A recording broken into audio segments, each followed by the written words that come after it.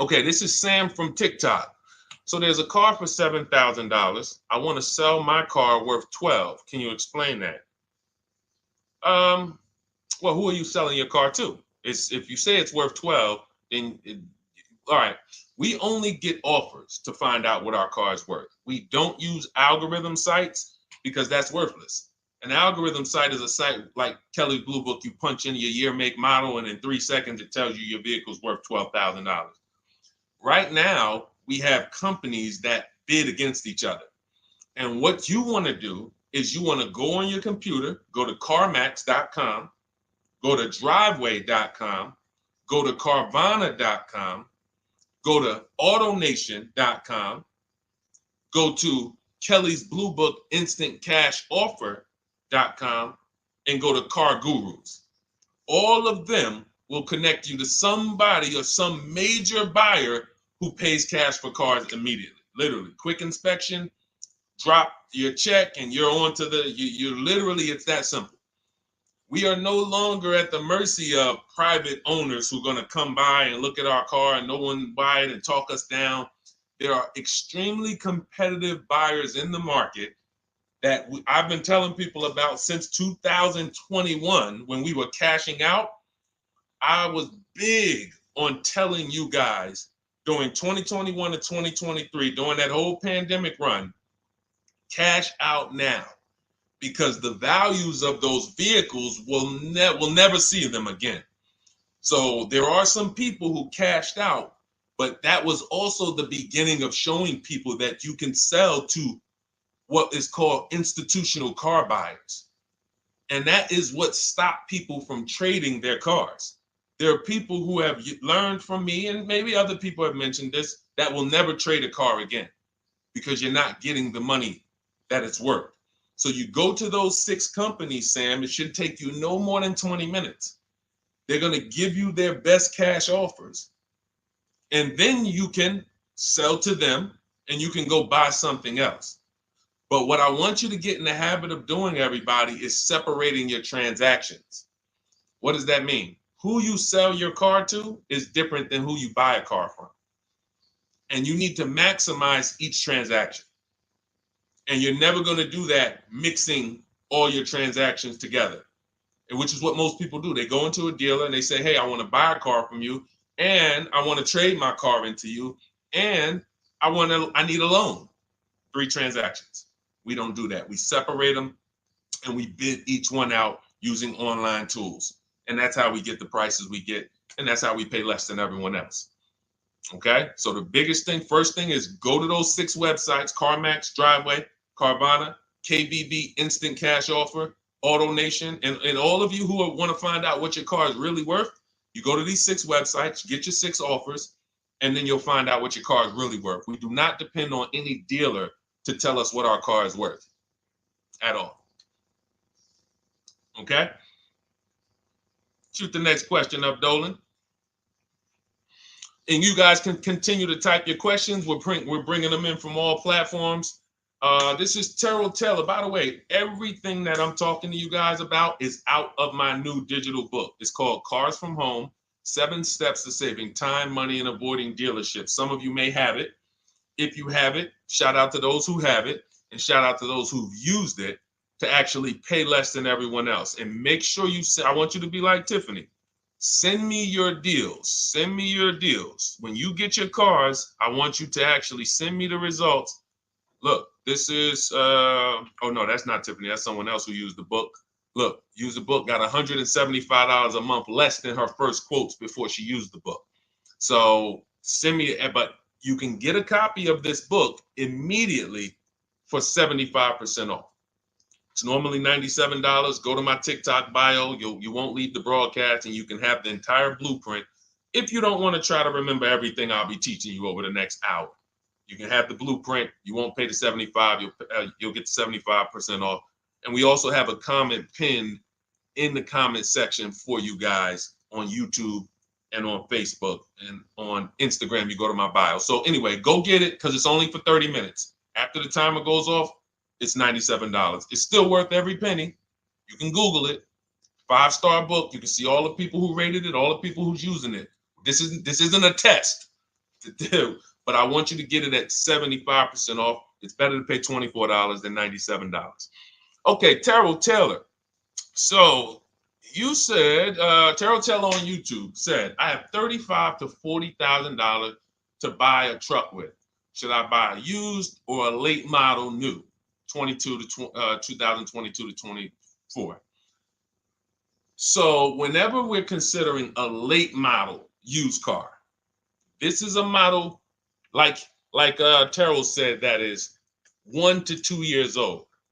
Let me tell you why I don't like shopping for those first. I like to shop for a new price first. Whenever you are buying 1 or 2 year old used vehicles, you have to realize something. How do dealers get used cars? Trade, or they get them off lease, they buy them.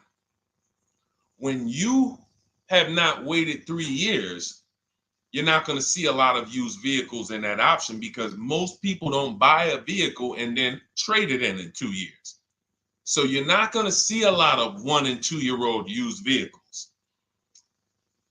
I don't like that because when there's not a lot of a vehicle, the people who have that vehicle get to set very high prices that we have nothing to compare it to. And that's a recipe for losing and overpaying. I've had people come to me who are looking like you, and what I say is, I say, okay, shop for a new one first. I'm gonna tell you why.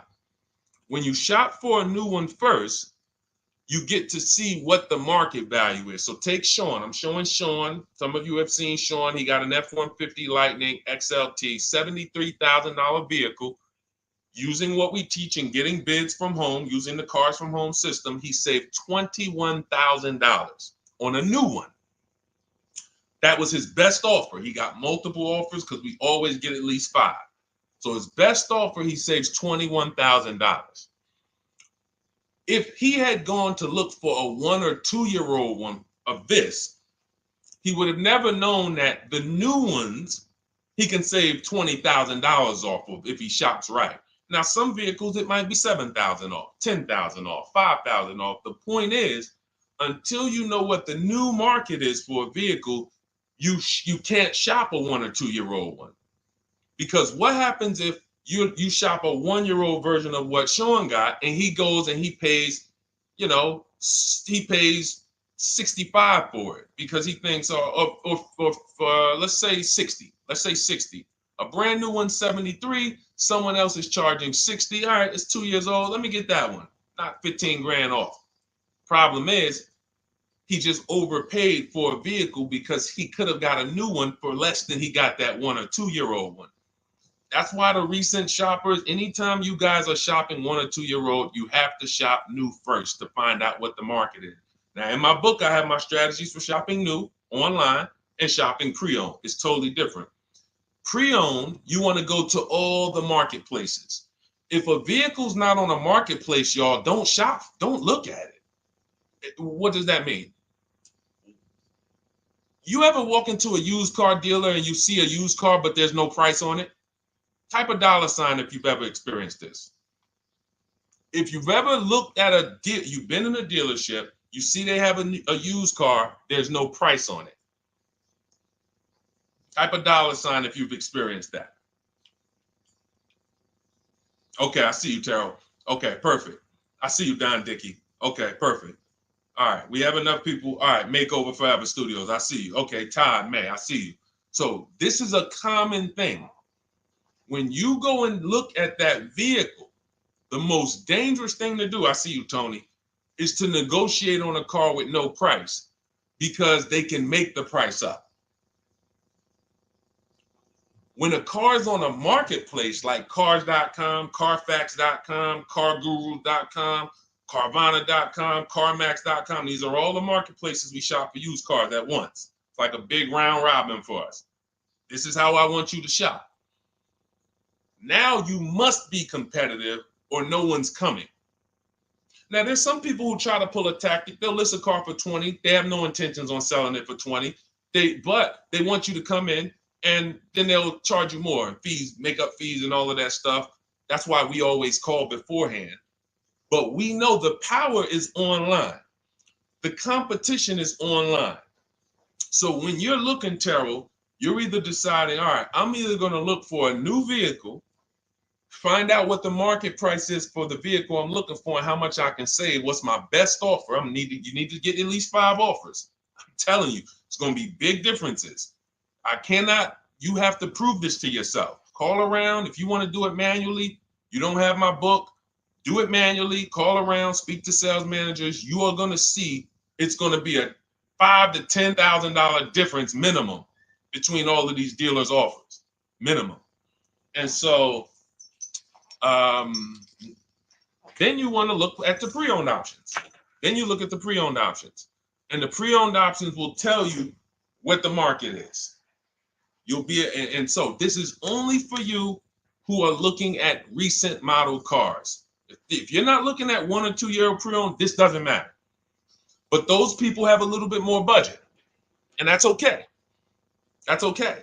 But when you have a little bit more budget where you can look at a 1 or 2 year old pre-owned car, that means you have a little bit more money to lose if you make a bad decision. So that's what you want to consider, Terrell. Shop for the new ones first, depending on what your budget is, and then look at the pre-owned market and say, all right, where's the pre-owned market? But that 1 or 2 year old, you're not going to have a lot. Until that 3 year cycle comes and dealers can start buying those vehicles back off lease, you're not going to see a lot of vehicles. That's why I don't play in that 1 or 2 year old zone. It's just a dangerous zone to play in. Dealers know, we're the only ones. Hey, we the only one that got this car within 50 miles. Let's charge this for it. And then they depend on someone who doesn't know the market to come in, pay for it, and you can literally overpay by 10, 20 grand and you won't realize it until, a couple years later. Okay, great question though. Great question, Terrell. Go ahead, shoot the next one up, Dolan. Type your questions, y'all. We're going to get through as many as we possibly can in an hour. I see a lot of questions coming in. Let me try to speed it up. All right, this is Abigail from Instagram. How do I shop for cars and take test drives without feeling like I'm wasting their time? I'm nervous. Okay, first thing to realize, Abigail, you're a very considerate person. God bless you for that. You're about to spend 5 figures on a vehicle. Some of you 6 figures. I love the courtesy, but we are the prize. When you're shopping the way I want you to shop, some of you, this is your first time here. You don't even know, hey, who is this guy talking? I spent 14 years in the car business. 5 years with Mercedes, 5 years General Motors. I've been helping people buy cars and get below market deals since 2019, education-wise. I love it, but you deserve the experience. If you were walking into the mall to spend 15 grand, let's just call it 15 grand. How would you want to be treated? Like royalty, right? Right? So, but I'm going to answer your question, but I need your mindset. A lot of what we're discussing is going to be the right mindset. You are the prize. That's why I don't want you going to dealers begging for discounts anymore. I want you sitting at home making dealers bid. This is how we do test drives on new cars and leases. New cars and leases. This is how we do test drives. I have it in my book because it's that serious. You're either going to have a great test drive or you're going to have a horrible test drive experience. We call and we ask the dealer, who's the most experienced person there? Who does everybody like? Who's the person that, has been there for a long time, just has a great reputation? Oh, that's John. John is just, he's been here 20 years. Everybody loves him. Okay, can I speak to John? Hey, John, my name's Deshone. I'm interested in the Honda Pilot. I just like to test drive it. I'm in the process of deciding what I want. And, do you have this particular model? You have one there that I could test drive? John, because we asked for the best person, we're typically going to get somebody who is not going to lie, usually. Not a guarantee, but taking these steps, I know these guys. I've been in this dealership. I know most dealerships have one person there who has a good reputation and who cares about that reputation. If you're enjoying this content, hit the like button, y'all. And Keith, y'all killing the likes on TikTok. Shout out to everybody who's hitting the likes on TikTok, to double tapping the screen. Appreciate y'all. And shout out to everybody who hits the like button. When we get there, we meet with John. We test drive. John, thank you so much. Can I have your card? I'll leave you my information. And if this is the vehicle I want, I'll be in touch with you. Perfect. Oh, Deshone, we don't sit down? We don't think, no, we never sit down. I'm telling you that there are things you must unlearn about the shopping process if you're going to win. And what does winning look like? Getting the most money off in the least amount of time. There's no leverage that you have when you sit down and try to negotiate with a car salesman. Every single dealer around you that wants to compete for your business, you can't talk to them while you're sitting in one dealer talking to a car salesman. That's why we don't do it. We get a card. Thank you so much. Listen, if this is the one for me, I'm going to give you a call. Simple. Pressure's off. There's no pressure in our system. You can't pressure us. That's what I want you doing. New cars, leases, that's how you test drive. 20 minutes, you're in and out.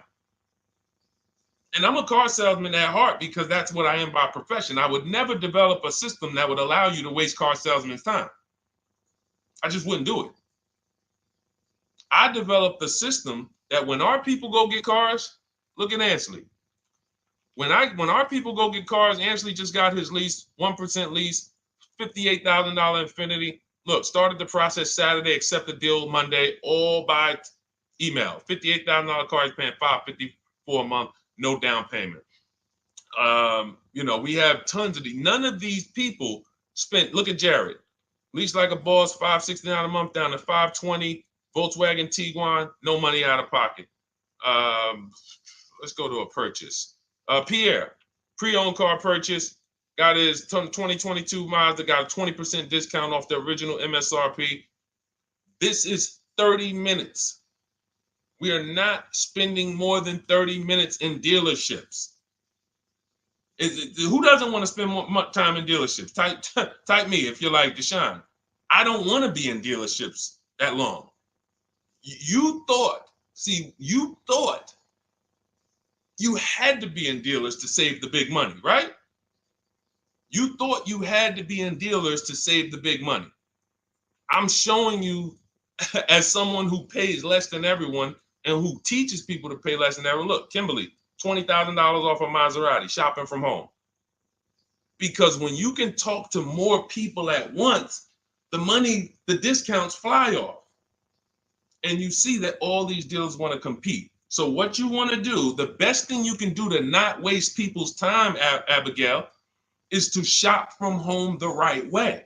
Because when you shop from home the right way, you realize it's only a few things you need to be in the dealership for. That's your test drive. I just told you how to set it up. With used cars, we do it at the end. But we're only there for a second. In fact, when you go to pick up your car, they're going to tell you, thank you. This was one of the most easiest deals I ever made in my life. Because you came in, you emailed us, you knew what you wanted, you gave us the information we needed, we made you an offer, you knew what you were decisive. We have all these scripts. By the way, in my book, I have all the email scripts. You don't have to even think about what you're going to say. It's literally copy and paste, copy and paste, copy and paste, copy and paste when we're shopping for new cars and leases. With used cars, before I go to the next question, I want to hit on the used car process. Used cars, we must test drive at the end. We can't test drive used cars over here and then go and buy another used car over here. So what we do when we narrow our choices down on all these marketplaces to our top 5 favorite vehicles, we need to verify that there's no bogus fees. When I was shopping for my Infiniti truck, I narrowed it down to 4 vehicles. But I'm going to tell you something that's the most, who's bought a used car in their life? Type the letter U. I need you guys to program what I'm about to say into your brain cells for the rest of your life. Type the letter U if you bought a used car or if you plan on buying a used car one day. Type the letter U. All right, I see you, Michael. Don Dickey, okay. Terrell, I see you. Blizzy, Tony, okay. Lori, I see you. Victoria. Anybody who plans on this, let me tell you how. Okay, let me tell you how. All right. See, when I'm about to reveal big stuff, I got to kind of see how I want to say it. The marketplaces that we go to look at used cars on, They're never going to tell us what a great price is. And I'm going to tell you why. The only thing that matters, let's say we're looking at 4 white Honda Accords. 4, they're all white. These are the cars we want. We've narrowed it down. We're looking at 4. They all got similar miles, and they're asking price is $20,000. The marketplace is going to tell you what they think a good deal is based on algorithms. Based on all the vehicles listed on the market, this is a good deal. This is a bad deal. Here's what matters. How much was the original price of each vehicle? Why is this the only important thing? Because if we're looking at 4 white Honda Accords, but one of them was $35,000 when it was new, one of them was $39,000 when it was new, has a sport package, some special technology. One was $31,000 when it was new, one was $29,000 when it was new. What's the best value? What's the best value? You see how we clearly just went from, wow, all of these vehicles look the same, similar price, similar asking price. But once we found out, wait a minute, this one right here was $38,000 new. This one here has the cameras in it all around and the self-driving package, and it has the same asking price, or it's maybe $1,000 more. This is what I call the true value discount. The true value discount. And let me tell you why the marketplaces will never tell you this. Because if they advertise the true value discount, someone has to be at the bottom. In other words, when you're looking at Honda Accords, if you could go right to the true value, who's giving me the biggest discount off the original MSRP? That means the car at the bottom, they might be giving you no discount off the MSRP. We saw that during the pandemic. It was people selling, who remembers people selling Toyota Camrys, 3-year-old Toyota Camrys for the same price as they were when they were new? There was some deal, everyone wasn't. I know a couple dealers, I know a couple general managers who run dealerships who are ethical. And they said, look, I don't care what the market does. I can't sell a used vehicle for the same price it was when it was new. I'm not doing that. Because when that customer comes back in 3 years to deal with me, I'm going to have to help them again. And if I bury them in their car, then I'm not going to be able to help them. But there were plenty of people who was. The true value discount is all that matters, which means we have to know what the car was new. We have to find the Maroni label. We have to go on the Carfax. We have to go to where the window sticker is and get the original price. And then we'll clearly see, oh, that's the best used car. And no one else shops like that. No one else shops like that. If y'all get that, type dollar signs. If you get that, what I just said, type dollar signs. That is what is important, not what they tell you is a good deal. So going back to me, when I got my Infiniti truck, 4 vehicles, all in a similar price range, all white. They were between $1,800 difference from each other, similar miles. But once I found out that one was 46,000 new, one was 48,000 new, one was 52,000, and the one I ended up getting was 54,000. That separated it. The one that was 54,000 new, they were giving me a 42% discount asking price. These are things that help you cut through the mess, the smoke and mirrors of the car business. In order for you to win and pay less than everyone else, you have to cut through the smoke and mirrors. That's what I'm great at showing you because I was in the business. So these are the things that, again, if you say, Deshone, I need the whole blueprint. I need to give me the step-by-step. I'm leasing, used cars, high mileage, new cars. Give it to me step-by-step. That is my new digital book. It's called Cars from Home, 7 Steps to Saving Time, Money, and Avoiding Dealerships. It'll be in your inbox in literally 5 minutes, and you get yours for 75% off. Support yourself and support your family by getting your copy. Go to my YouTube comments. We have a link right there pinned for you guys. We have a link in the Facebook comments. Get your book for 75% off for the next 30 minutes. You'll see a timer on the page. Now, if you're on TikTok, click that picture of me and go to that link in my TikTok bio and click the one that says 75% off to activate the 75% off link. Get your book so that you never have to wonder about this. Now, we're going to continue, but I just know as we answer more questions, some of you are going to forget that. What we just went over in the last 10 minutes, this next question, you're going to forget all of that. All right? Now, Dennis Gamister from Instagram, on a lease agreement, does the deal use the MSRP or the discounted price? So when we're shopping for leases, this is what we do. We get all our offers this is how we construct our offers. If you've ever looked on these commercials and you saw, well, Deshone, when I look at leases, though, it seems like, one, they limit me on miles. And then I also see that they want a bunch of money up front. You are correct. But they only limit you on miles according to the miles you told them you were going to drive. They don't pick the miles for you. We select the miles. And what ends up happening is people will, because they typically don't know how to shop, they're negotiating. They'll say, all right, well, my payment's $400. That's my budget. I drive more than 10,000 miles a year, but I guess I'll just take the 10. Instead of paying $20 more to get 12, they'll take the 10, and then they'll say something like, if I go over, I'll just buy it. Horrible idea. Absolutely catastrophic idea. Or if I go over, they blame the lease. They literally will get the penalty, get the bill for the 6,000 extra miles that they used, and they're charging them 25 cents a mile now, and say, man, this is why I don't want to lease, because they limit me on my miles. No, they didn't. To save $20 a month, you pick the lower miles. You can customize leases up to 15,000 miles if you want, 18,000 miles. Look at Jen. Jen just got her lease on her Honda. Hold on, where's Jen's lease? She got an 18,000 mile a year lease.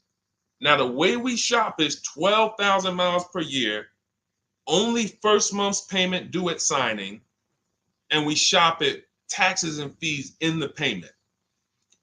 Jen, her best offer on her Honda CR-V hybrid, which is one of the most popular hybrid crossovers in the market, she got $512 a month, 12,000 miles. That's a 1.3 lease. We'll talk about the 1% rule for great lease deals and the 1.5% for overpaying. She gets 1.3. She bumps it up to 18,000 miles per year. But look how much more, y'all. $50. So for $50 more a month, she, instead of driving 12,000 miles, she gets to drive 18,000 miles. And she gets to drive as much as she needs to for $50. Versus her saying, you know, I'm going to take the 12 knowing I don't drive 12, and then I'm going to get penalties and, again, blame the lease. The lease is custom. And the first time I learned about high mileage leases was when I was working at Hyundai. I was a manager at Hyundai for a short period of time. It was a highway dealer. The guy ended up going to jail. It was typical, like, you know, I've worked in some dealers, some phenomenal dealers, but this one was like, if you ever could imagine the prototypical highway scam dealership, I mean, this was it. So I was only there for 6 weeks, but I was a manager, and what I saw was I was taking care of this guy's lease who was just finished with it. He had 72,000 miles on it, and I went out there and I said, wait, you leased this? 72,000 miles? He said, yeah, I always lease now. He said, I used to come in every time I bought a car, my negative equity was ridiculous, $15,000, $10,000. I had to keep writing these big checks. And I just said, you know, let me switch to leasing. A customer taught me about high mileage leasing. That's why when I say car salesmen aren't trained, they're not trained. We learn things by intuitiveness and curiosity, and you know, we're not trained on finance and insurance and leases versus buying, none of that. You know, so anyway, I said, wow. And so I looked at his payment. This guy is only paying like $175 more a month, not even, to drive 25,000 miles a year. So if a normal Hyundai lease was $299, he's paying $450, $475, and he's driving 25,000 miles a year. Boom, drops it off, Boom. High mileage drivers are dealing with. So when we are shopping for a lease, we have to shop with our template. Whenever you're getting your lease quotes, it's 12,000 miles a year, first month's payment only due at signing, taxes and fees in the payment. Assume tier 1. That's what we blast out. In my book, I have something called the 25 to 5 strategy. We connect with 25 dealers online. You use my email scripts, copy and paste. We're going to get 5 offers. This will take you. You saw Ansley. He said, I started it Saturday. By Monday, I accepted a deal. This doesn't matter. This is a 24, 48-hour turnaround to start getting offers on these vehicles. Now, if once we're looking at offers, we take the MSRP. We take the monthly payment. We divide it into the MSRP. So let's just say we're shopping for a vehicle. It's $40,000. One of our offers is $400 a month. $400 a month. No money due at signing. Just $400. We drive off. We divide that into the MSRP, not the selling price. The MSRP. So now we divide that into 40,000. We can see and we multiply by 100. That's a 1% lease. The 1% lease rule has been around for the last 20, 30 years. If you could lease a vehicle and the offers is under 1% of the MSRP, it's a steal. Great value. Because a $40,000 vehicle with no money down to buy would cost probably $800 a month on a 5-year loan. So it's incredible value. It's a steal. You don't have to worry, am I overpaying? Nowhere near. You're still in the vehicle. And we have some people who shop from home using the car. If you're Deshone, do those deals really exist? If you're on YouTube or Facebook, you can see right now, look, Greg got a 1% lease on his Kia EV6 Win, $527 a month, $56,000 vehicle. Look, Zafrina, $579 a month, $65,000 vehicle. Ansley, you saw Ansley's Infinity. Rosalie's Infinity truck. Right here. Look, it's paying $592 a month, $59,000 vehicle. 1% lease deals are out here when you know how to shop. Now, that's a steal. That doesn't mean that's the best. That doesn't mean, if I can't get a 1% deal. In order to get a 1% deal, you have to not just shop. You need major support from the manufacturer. The lease program has to be good. The rebates have to be good. The residual value have to be good. The money factor, which is the interest rate, have to be good. There's a lease program that no dealer can control. So when we get these offers, that's how we're judging them. Divide the monthly payment into the MSRP. In my book, I have a calculator that I created where we put all our offers into it, and then it spits out what we call counter offers. So we get 5 offers, 7 offers. We put them all into this calculator I created. Again, this is the best $24. If you get there for $24 before that 30-minute timer and you get your copy, it'll be the best $24 you ever spent. I hold myself accountable to that. You can Google the book and read the reviews. There's software that we created that that's how you're judging your leases. You're looking and you're comparing to the 1% rule. Now, when you get to 1.5%, we can't make those deals. We're paying too much for a vehicle that we're giving back. We have to see, there was no indicator before I created the 1.5% rule. As much as I love educating people on leases, the only people who should be leasing is if you're not keeping your cars 8 years. All of you long-term people who you keep your cars more than 8 years, don't think about leasing at all. You should be shopping for below market purchases. But if you're not keeping your cars 8 years, you're losing thousands of dollars not leasing cars. Depreciation is where you lose. Resale value is where you lose. So the 1% rule is what our anchor is, but 1.2 is great value.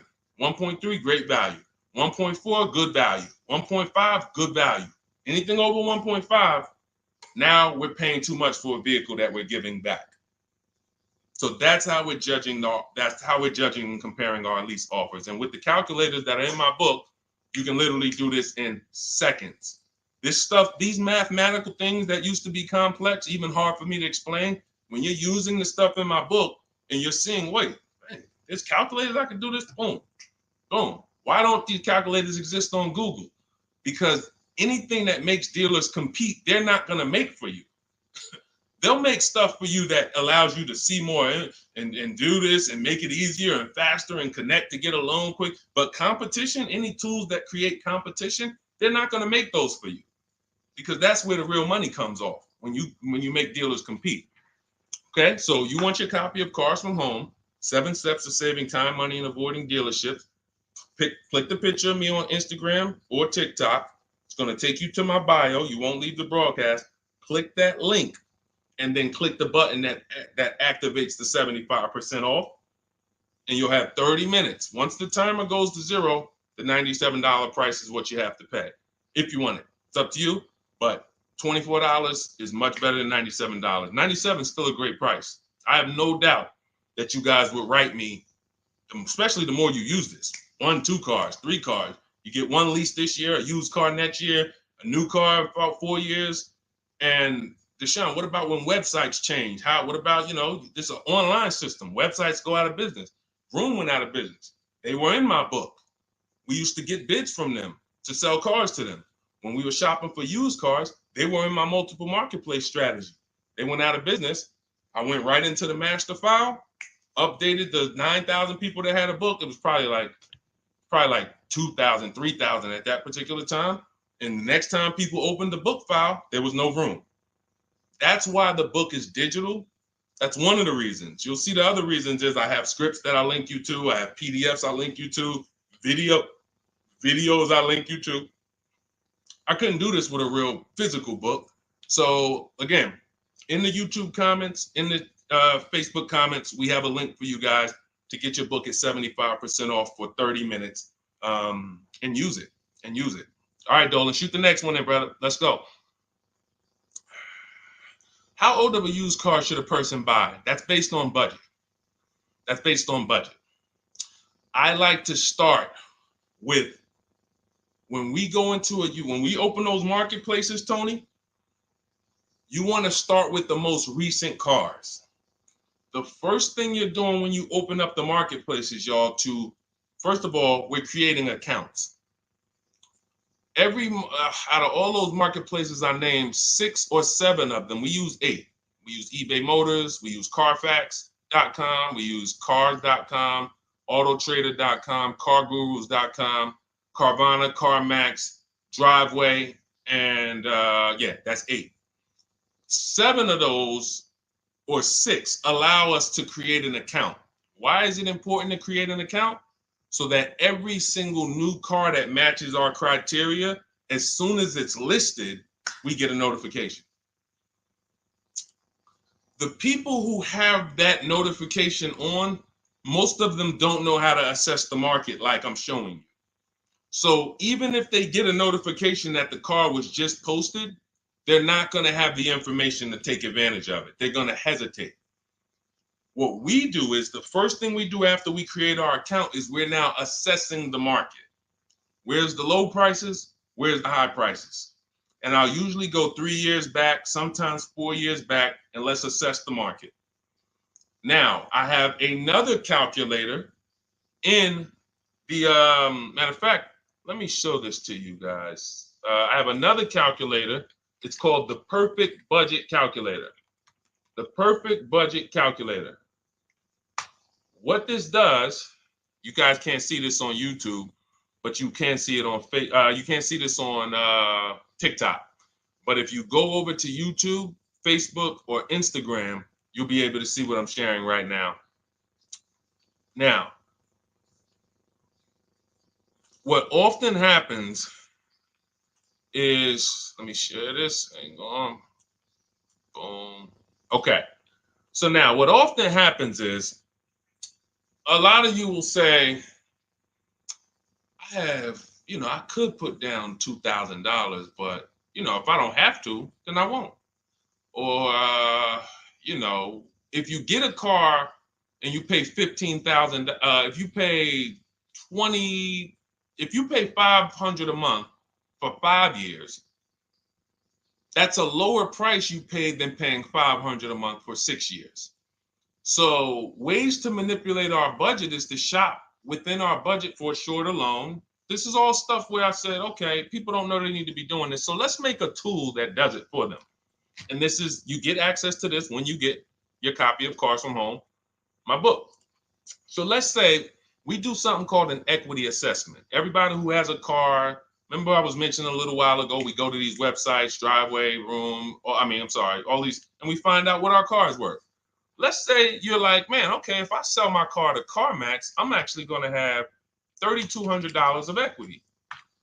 All right, so when I sell, I'm going to put that into my budget. All right, now max, my down payment, max I could comfortably do is $1,500. That's max. Now, we use the average interest rate, and in my book, I give you a link to see what the average interest rate is at the particular time you're going to be shopping. Let's just say it's 6.9. Now, we enter a comfortable monthly payment. Let's say you're like, all right, I don't want to go any more than $425 a month for 6 years. That's my max. You enter your state so we can pull the taxes and we can pull the fees. New Jersey, calculate budget goals. Now it's going to ask you a comfortable monthly payment on a 5-year loan. You might say, all right, same thing. I still don't want to go over $425 no matter what. Perfect.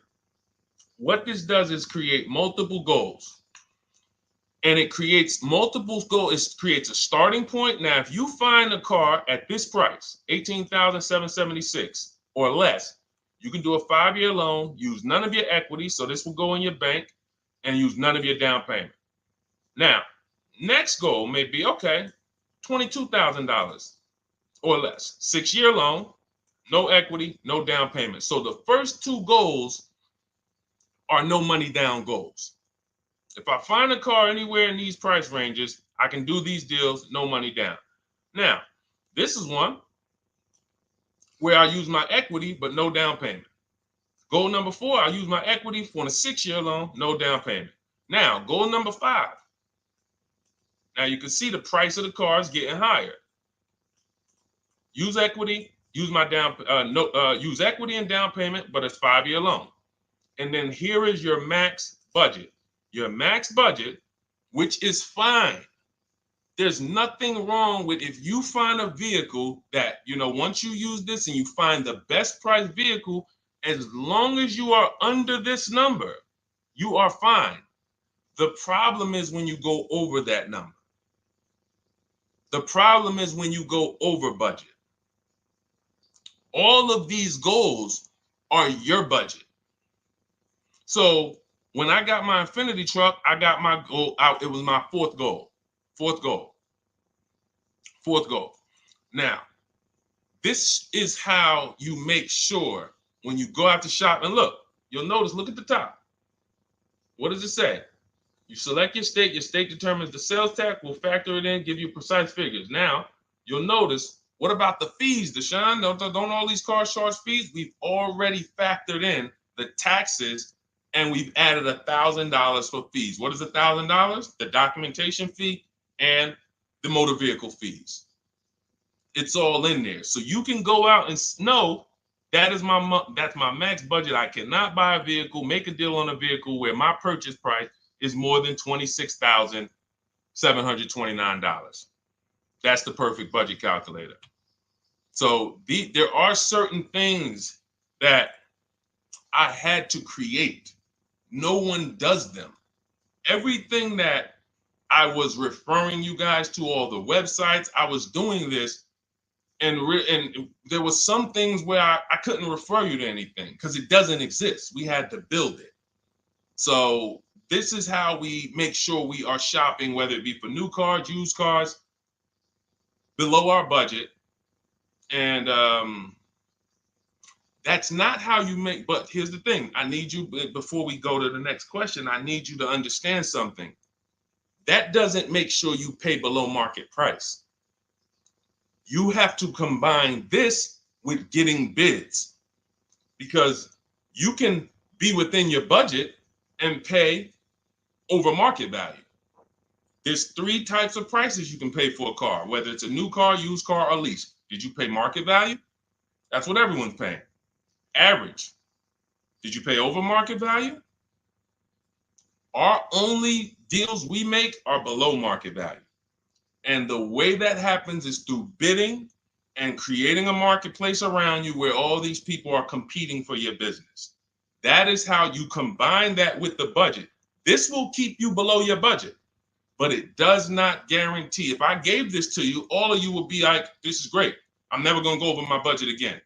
But it does not, until you combine that with getting bids for whatever you're looking for, you still run the risk of overpaying, even if you're under budget. Okay? Clear? Type $signs if you're all clear before we move to the next question. And there's no way for us to do this manually. If there was a way that you could do this manually, trust me, I would have told y'all to saw me make a video about it all day on my social media. There was just no way. We had to build software.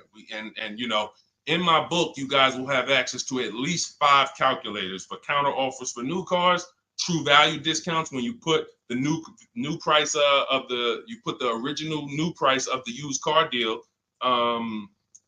whatever used car you're buying, you put the new car price in, and then you put in the asking price, and it tells you the true value discount, perfect budget calculator. We have at least 5 softwares that I've custom built, and you know, to make sure you guys get great value. So again, you know, I didn't want to be the person who said, you know, you guys know, there's plenty of people who be like, man, the value I'm giving you guys, I'm gonna charge $2.99 for the book. Whatever. The people who pay, they'll save the money.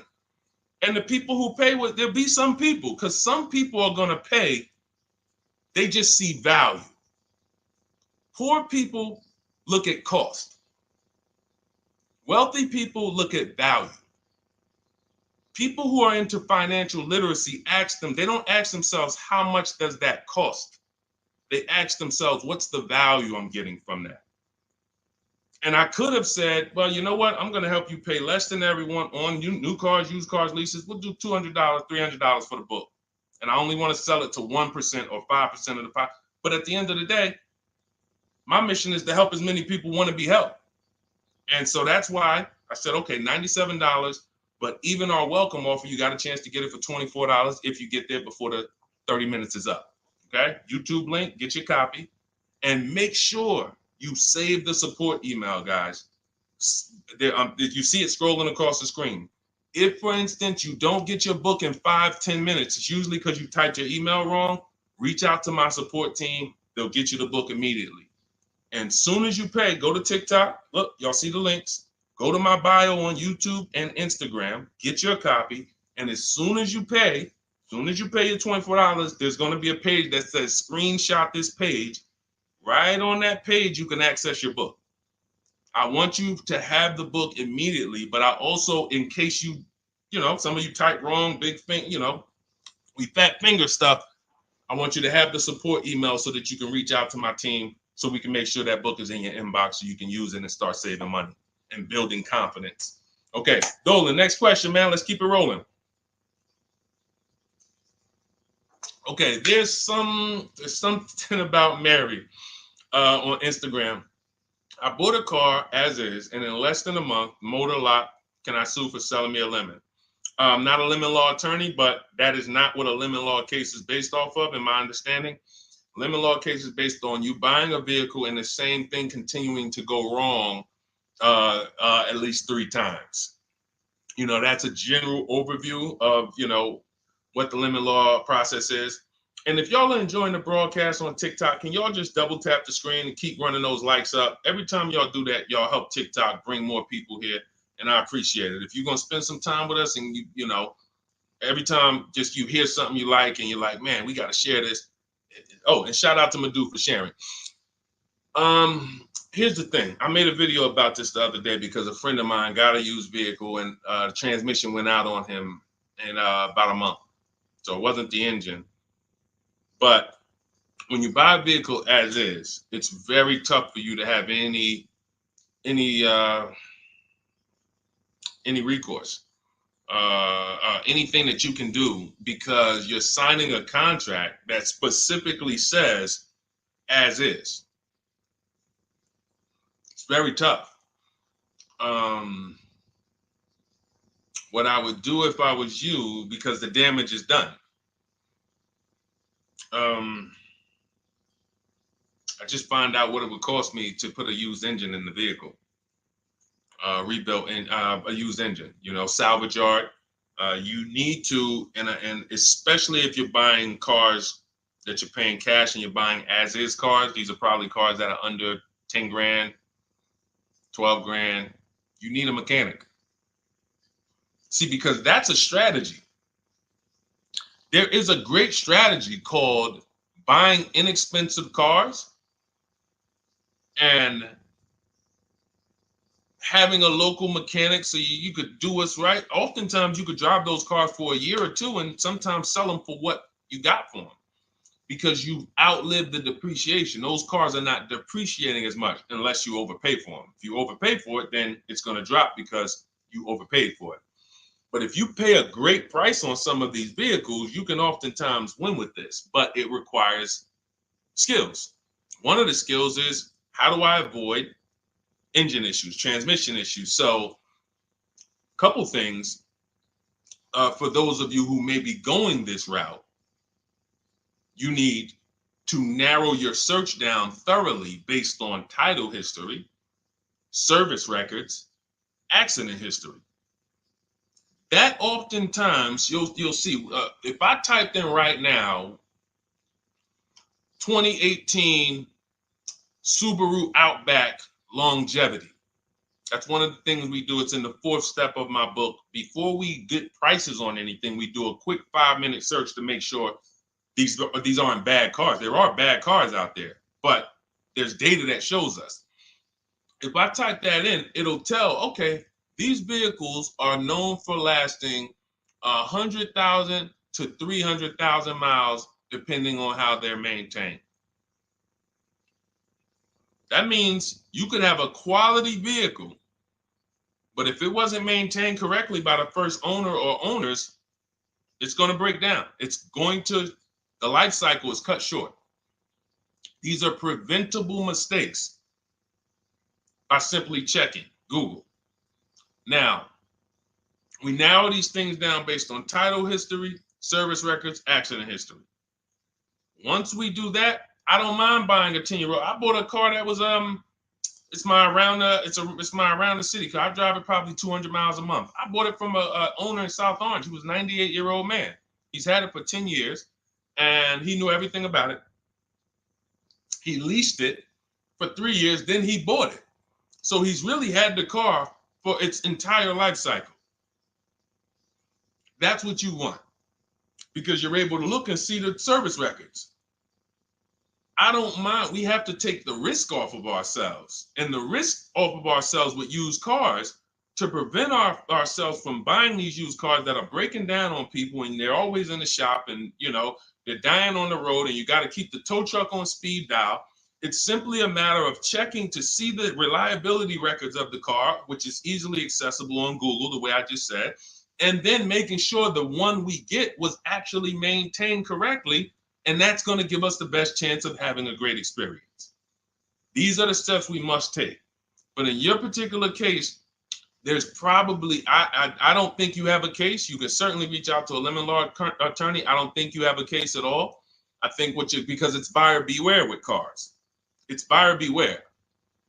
That means it's on you. If something goes wrong, it's on you. And so what I would do is I would find a local mechanic that I trust, that everyone loves in the neighborhood, and I've been there for 10 years, 20 years. And I would say, listen, can you find out what it would cost me to put another engine in this vehicle? My father did this on his GMC Envoy about 6 years ago. It was a 2008 Envoy. The engine went out on him. He put a new engine in the vehicle. One of the best $2,000 he ever spent, $2,000 or $2,500, whatever it cost him. They put a new engine in that vehicle. He still has it. He's about to sell it for about $4,000. He's had that vehicle from 2013. Think about that. A lot of people, engine goes out, they sell the car. It's worthless now, so they take the loss. Meanwhile, man, let me come up with $2,500, and I still got no car payment for the next 6 years. We don't need to be so quick to go replace our cars. If we follow these strategies, we can actually, I love to see more people doing that. Just go fix the car. But don't go to the dealership to fix it when they tell you, hey, the engine's gonna cost $10,000. And what does the dealership say, y'all? When you have these major issues and the dealership tells you the transmission is $7,000 and a new engine is $10,000, what's their suggestion? What's their suggestion when they tell you that? Because they already know you're gonna be like, yo, what the heck? I can't pay all of that. What's their suggestion?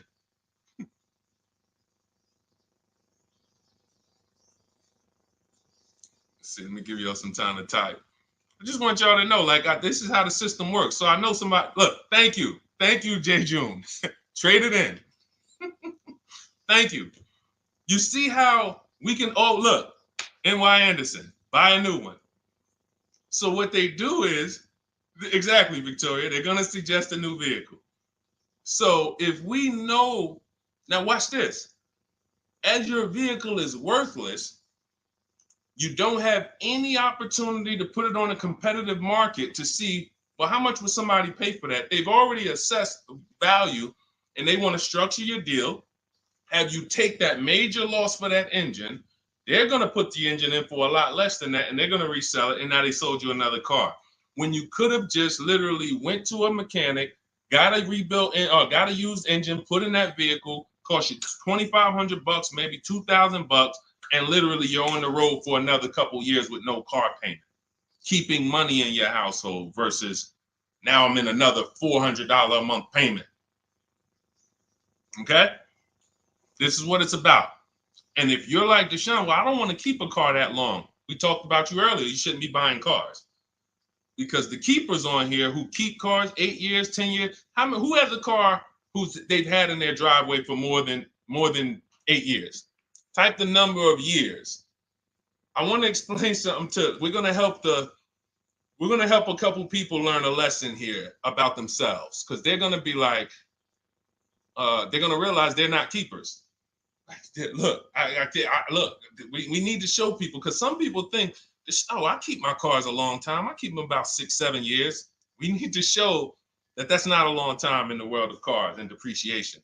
So Michael, 15 years. Michael got a car that he's had for 15 years. Let's go. Type the number of years you've had it if it's more than 8. Look, Vancia, 11 years. Let's see. See, a lot of people don't keep their cars. Look, N.Y. Anderson said, I drove my last car 14 years. All right, Connie, 15 years. She has a 2004 Chevrolet. Tony on Facebook, 2006. Now, watch this, y'all. If you ask me, Deshone, what's the way to get the most money out of a vehicle? It's to do what they're doing. Tanaya, 9 years. No, Renata, not less than 8. Not less than 8. We're trying to put you into a different cat. We're trying to help you see the category you should be in. Look, 9 years. Donna, 15 years. What's so important for y'all to see about these people is that they have beat depreciation. And that means whatever their vehicles are worth today, a year from now, they're going to be worth about the same. If their vehicles are worth $4,000 today, a year from now, they'll be able to still sell it for about $4,000. But the thing is, they're trying to get the most money out of it because the cost of replacement is expensive compared to what they're doing. No matter how much they got to pay to keep those vehicles on the road every year, a little couple $100, maintenance, whatever, it's nothing compared to going and getting a new car and bringing hundreds of dollars a month or thousands of dollars in the form of cash out of our household. And everyone's not going to do that. And that's okay. You should not be buying cars. You should be shopping for below market leases. Because again, there's 2 ways to save money. Do what the keepers do. You just saw all the keepers. We shouted out all of them. And the other way is to go in and not tie money up in the vehicles in the first place. When you look at somebody like Danielle, she's driving a $44,000 Audi, 2024 Audi A3. That vehicle is $800 a month to buy, no money down. $800 a month for 5 years, maybe $700 a month for 6 years. She's paying $550 a month. She didn't tie up the money in the first place. That's the name of the game with leasing. Bonita on her Telluride. This is also to show you it doesn't matter what the market does. The market could be up or down. We're going to pay less than everyone. This is Bonita. She got a Kia Telluride during the pandemic when everybody was paying ridiculous prices. That's why I show her 2022. Look at the date. She said, I'm driving my dream vehicle, $600 a month. People were leasing, and I know if somebody watching this and they're like, if you leased a Kia Telluride during the pandemic, you are not paying what she's paying with no money down. I know it. I know it. People were DMing me, Deshone, I want a Telluride. They want $900 a month for them. I know people weren't paying $600 a month, but she came in, used our bidding system, used the same strategies you're going to have access to in my digital book. She got $600 a month from home without being in a dealership. Her dream vehicle. This is how you win. You're either going to not tie up your money in vehicles, you're going to drive new vehicles that don't have problems because they're always under warranty and you're paying cents on the dollar compared to people purchasing, or you're going to be a keeper like Michael and like Donna and like the people who said, okay, I'm keeping my vehicle this long. That's why in my book, it's 7 steps. But the first step is to ask yourself how many years you're keeping your next vehicle. That is the first question I would ask you if you and I were shopping together. My first question to you would be, Michael, how many years you want to keep the next vehicle? 8 or more or less than that? If you said to me, Deshone, I'm going to keep it at least 8. All right, let's go for the purchase. New or used, depending on budget, but we're purchasing. We need to find a below market purchase. If you said, Deshone, I'm 6 years max. I can't see myself keeping a car more than 6 years. All right, we're going to shop for a below market lease. Because the money you're going to spend in a below market lease, when you get these below market lease deals, not commercial leases, not what you see on advertisements, those are ridiculous prices. We don't pay those prices. None of these people that you see, Greg, Charles on his Palisade, none of these are advertisements. At thousands less. But when you're putting money in the cars and you're driving brand new cars, this is how it was for me when I was 22. This started for me at 22. I was working for Pontiac and I leased a brand new Pontiac G6. It was $256 a month. $256 a month. It was like a $21,000 vehicle. Same time, I had a friend of mine. She got a I don't want to say it because she might be watching this, and this is no shot at her. I didn't understand enough to teach her back then because I was new in the business. She went and she bought, let's call it a Honda Civic. Now my car was bigger because the G6 was a mid-sized vehicle. The Honda Civic is a compact vehicle, but she bought it. $20,000 vehicle, 22, whatever it was at the time, paying almost $500 a month. Like that's a $500 payment. That's what it is. So my young household, I got a newborn daughter. I got a new car I'm paying $256 a month for. Same time, it's got families around me there in their 20s, but they're paying $500 a month. This is what showed me, wait, something's going on. And I never stopped.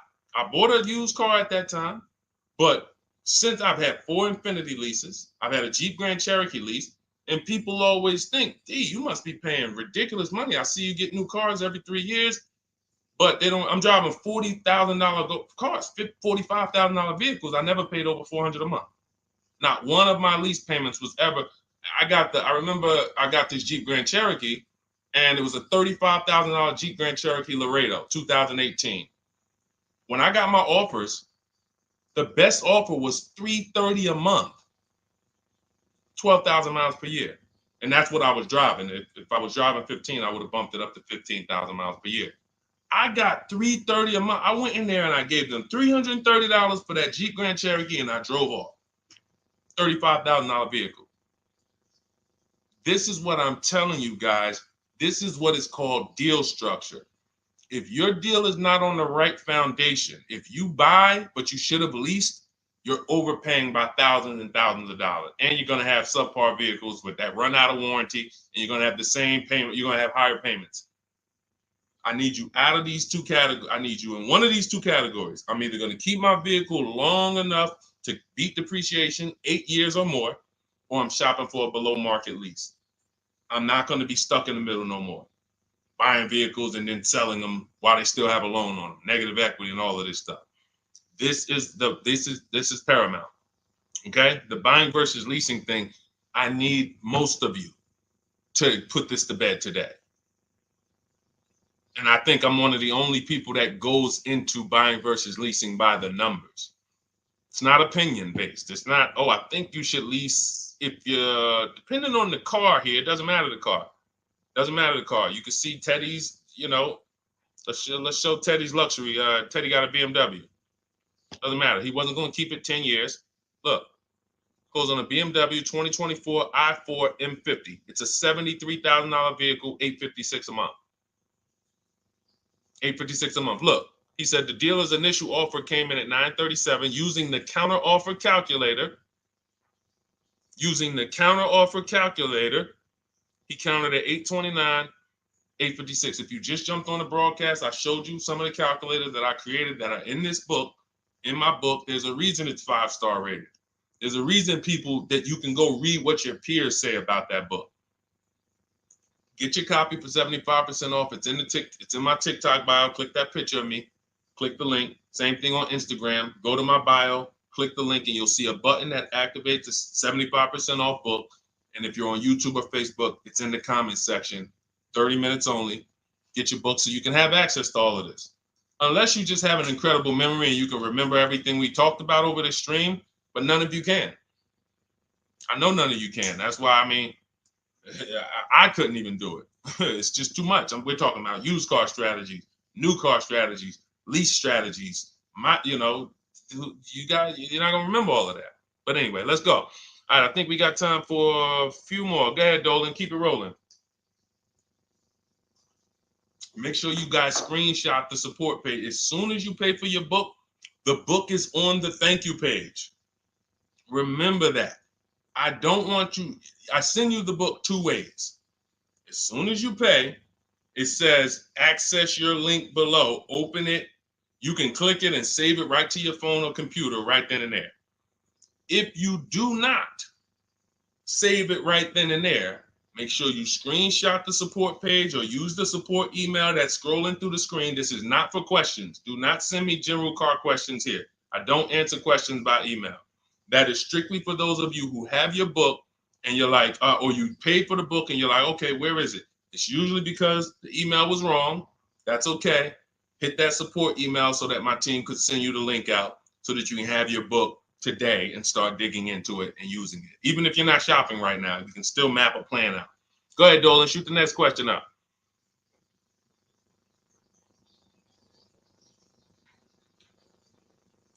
All right, this is Victoria from TikTok. Any tips for how I can get the highest trade-in value for my existing vehicle? Of course, bids.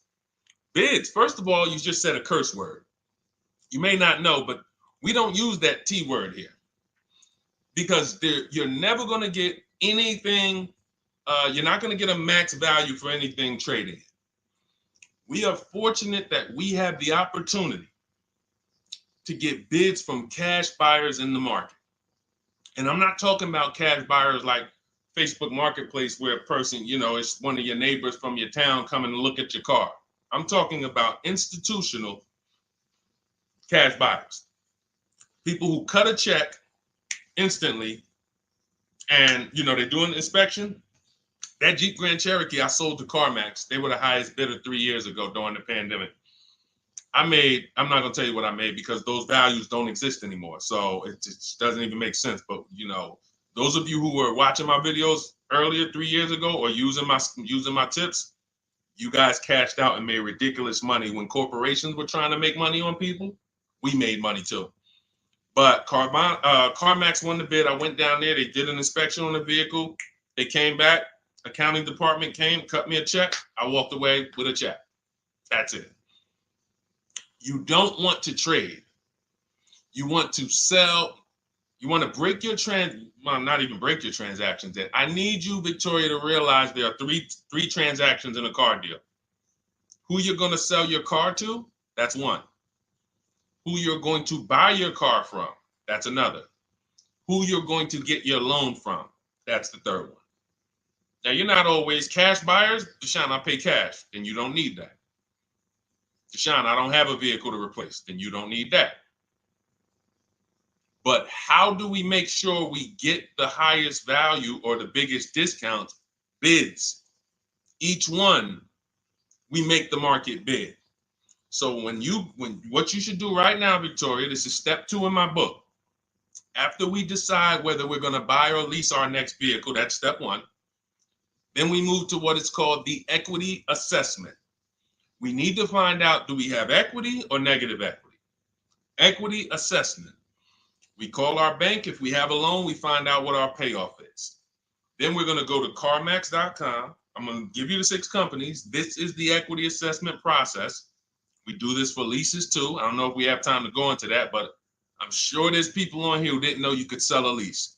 Type a question mark if you didn't know. Deshone, what do you mean selling leases? I never heard of that before. Type a question mark if you didn't know you could sell leases. We have an equity assessment process for that too. But what you would do is you go to CarMax, Driveway, Carvana, Kelly's Blue Book Instant Cash Offer. This takes 20 minutes. AutoNation, Sell My Car, and Car Gurus, Sell My Car. Car Gurus, AutoNation, Kelly's Blue Book Instant Cash Offer, Driveway, Carvana, CarMax. 6 offers in 20 minutes. That's bids. See, everything we do is a bid.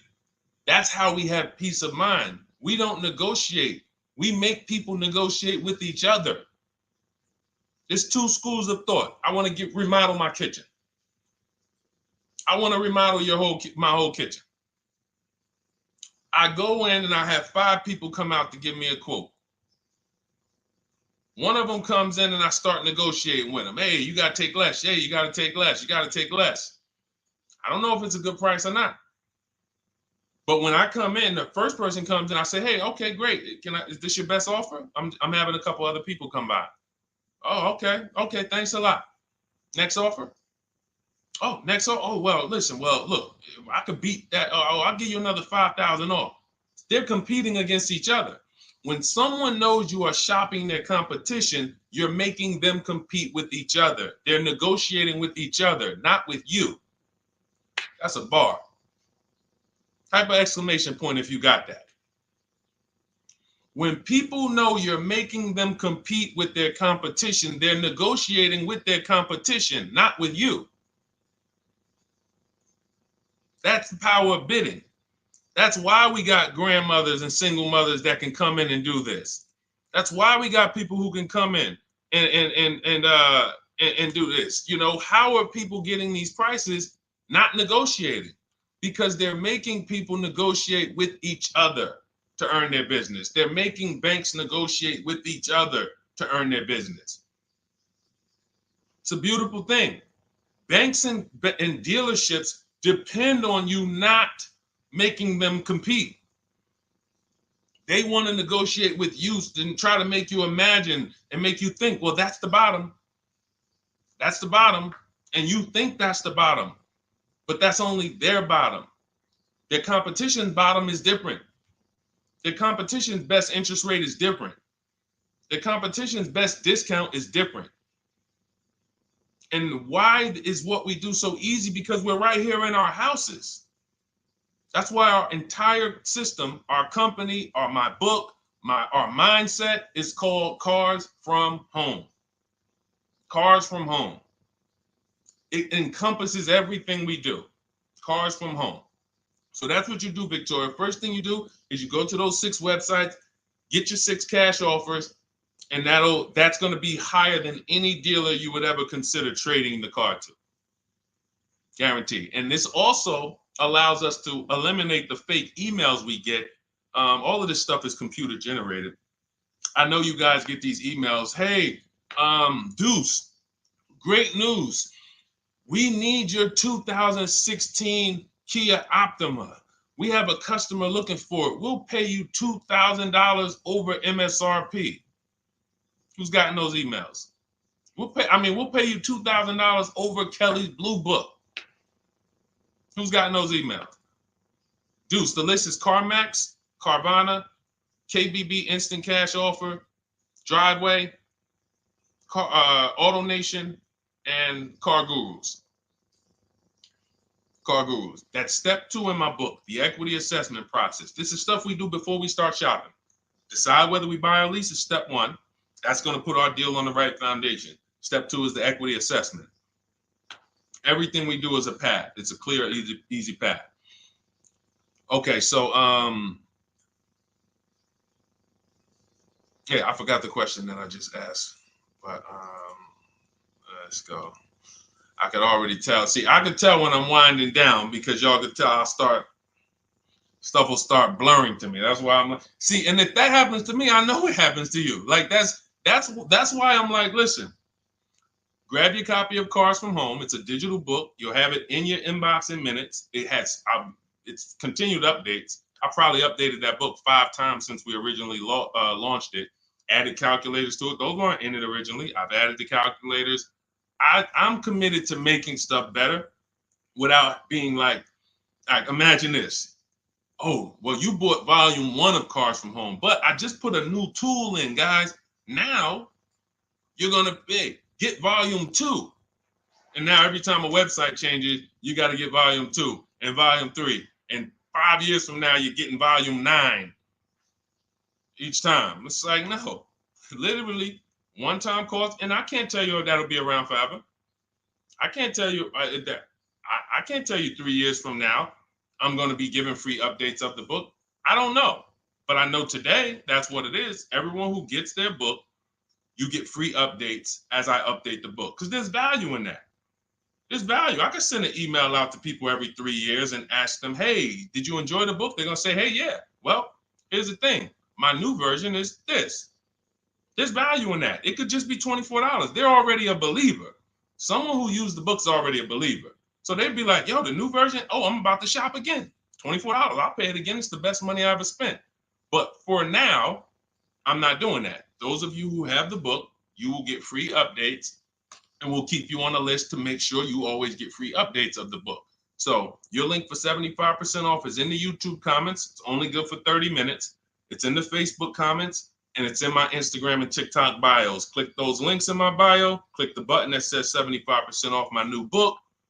Get there before the $97, before it goes back up to $97. And make sure you save the support email, guys. Screenshot the support email. It's scrolling across the bottom of the screen. If that book is not in your inbox in 5 minutes, I want you to email my support team. Make sure you check your spam. And I also want you to, as soon as you purchase, you'll see, I say, hey, access your book below. So there's a link where you can click, open it up, get your book immediately if you want to download it, but I also email you a copy. But make sure you save the support email just in case. And again, that email is not for questions. Okay, it's not for car shopping questions, nothing like that. That's only to make sure you get your book. Okay, so great. Listen, great job. We've been on here about 1 hour and 20 minutes. Great questions. You guys know I like to go into detail in these questions. I would love to be able to get through 100 questions in 1.5 hours, but that's just not the way it works. We're not talking about buying, $100 items here. If we were talking about house buying, we'd have to go into detail. These are major items. This is the most expensive item y'all are going to buy behind your house. Think about that. And think about how many people are there to protect you when you buy a house. Think about how many people have licenses. See how that question got asked earlier? Can they sue if it was a house and they did you wrong? Sure. You can go before the real estate commission. People can lose their license. People can lose their ability to practice real estate. If they did something unethical, you can bring them before a court and a judge, and you can have recourse. You can get, justice. Cars, you got nobody. No one's licensed. The person who's helping you buy your car that you're sitting there negotiating with, which I want you to stop, they might have just got that job. And they didn't get that job because they're a finance expert and they're someone who understands how to help you, because they're not going to ever make you compete against. They're never going to put you in a position where you can make them compete. They'll say, hey, let's negotiate. But here's the thing. That person just got a job because, you know how many people walked in a dealership with a good smile and a good personality? 2 weeks later, they're selling cars. These are the people that are helping you. They're not licensed. They didn't go through school. They didn't go through ethics training. They didn't go through any of this stuff that realtors and brokers have to go through to help you buy houses. So when you get your car, it is on you. That's why you want me working with you. You want my blueprint. You're not by yourself. You're watching my videos. Once you get my book, you can stop watching my social media videos. I don't want you watching my social media videos if you have my book. It's just going to confuse you, because what my social media videos do is warn you what not to do. That's what my social media videos do. Don't do this. The worst thing you could do is this. The worst thing you could do is this. Don't do this. My book is teaching you what to do.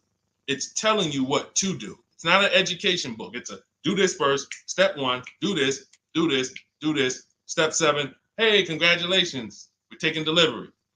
We're not focused on that. So once you get my book, you don't have to watch my social media videos ever again. And I want to say that because a lot of people will get the book and still be watching them and trying to piece it together. You got my blueprint. You don't need those videos anymore. Okay? So always a pleasure, y'all.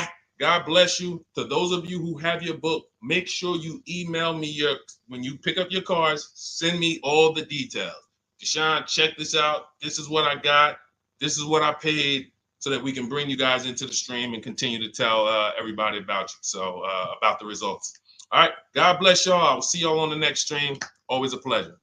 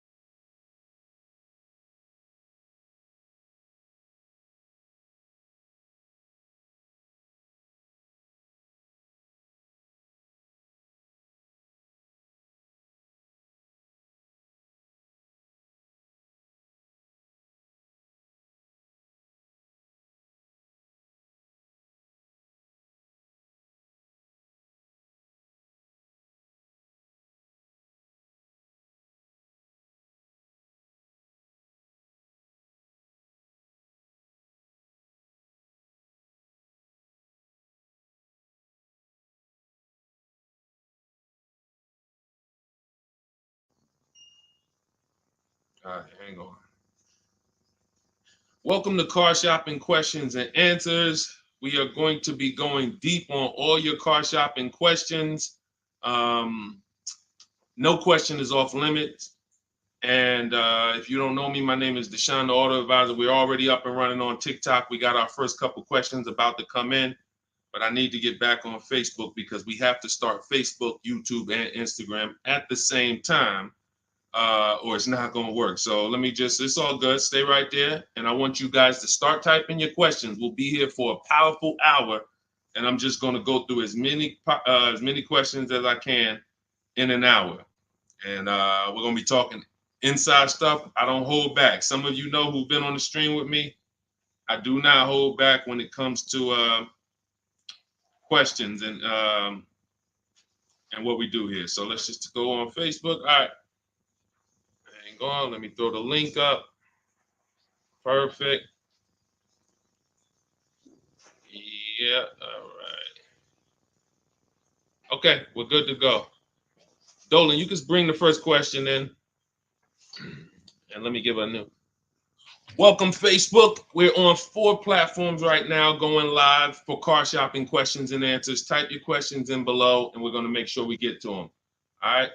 It's not easy getting 4 platforms live at the same time. And we have 2 TikTok channels that we're live on at the same time. So everything we'll be talking about is out of my new digital book, Cars from Home, 7 Steps to Saving Time, Money, and Avoiding Dealerships. I have a special link for you to get a copy at 75% off in my TikTok bio, in my Instagram bio, or in the YouTube or Facebook comments for the next 30 minutes. Let's rock and roll. All right. First question comes from Scott on TikTok. I'm trying to buy a new pickup truck in New Jersey. Not sure how to do it. Well, the first thing we want to do is decide whether we're going to buy or lease. If you're keeping this truck longer than 8 years, then you should be buying. Once you decide whether you're going to buy or lease, and that's how you're going to avoid depreciation. Like, you could save a ton of money on this truck, but if you trade that truck in 3 years, 4 years, you're going to lose a lot, and you're going to just be buried because you're losing too much over the first 5 to 7 years of the truck's life cycle. So if you're like Deshone, I'm keeping it more than 8 years, no need for me to think about leasing, all good. Now we're going to move to what we call the equity assessment. Do you have any vehicle that you own right now that you need to replace? Because there's a word that we don't use here. Some of you know who've been on the stream with us for a while. What's the word we do not use? Starts with a T. There's a word here. See, so, and I'm moving you through this process. So Scott, I want you to see this is a process. It's not we don't wing it here. So there's a word we don't use. You already decide whether you're going to buy or lease. Let's see. Does anybody know? We might have a lot of new people on here today. Thank you, Brenda. Trade in. Brenda got it. We don't trade in vehicles because, again, when we start talking about getting all the money on our car deals, we got to realize something. We got to get all the money from each transaction. That means the car we have right now, if we don't get the most money for that, we lost money. The loan we may be getting, if we don't get the lowest interest rate, we lost money. And the car we're buying, if we don't get the best price, we lost money. So what we do is the equity assessment. Let me know if you have a vehicle you're going to be replacing. We would make sure we go online, we go to bidders, and we find out the highest bid we can get on our vehicles. Takes us 20 minutes. 6 major websites: CarMax, Driveway, Carvana, Kelly's Blue Book, Instant Cash Offer, Car Gurus, and AutoNation. These are people who are fighting tooth and nail every day to buy cars. So we get bids from them. Now, let's move in. Let's say you don't have a car to replace. Now, what do? Well, let's look at how we're going to pay for this truck. Are we going to, let me turn on airplane mode to make sure I don't get any interruptions. All right. How are we going to pay for this truck? Are we going to buy it cash? Or are we getting a loan? So if we're getting a loan, then we need to see, are there any special interest rates on this truck we're looking at? If there's 0%, if there's 1.99%, that eliminates us from needing to shop for a loan. That's called a subvented interest rate. No one's beating it. So when you guys see like Honda, if a vehicle you're shopping for has a 2.99% interest rate, 1.99, that eliminates us shopping. But there's one parameter we must look at in the fine print. What's the term? Is it for 3 years? Is it for 5 years? If they give us 0% for 3 years, a lot of people can't afford that payment.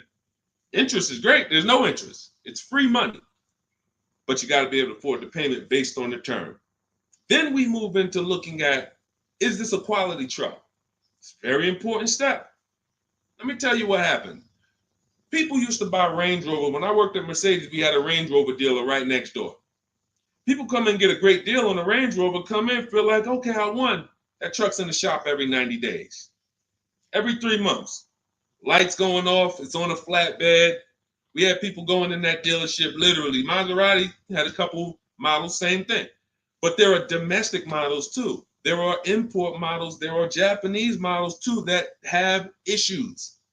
So what we do is we do a quick search, takes us 5 minutes. Nothing that I'm talking about takes more than a couple minutes. In fact, our entire process to buy cars that I teach, my 7-step system, is 90 minutes to 2 hours.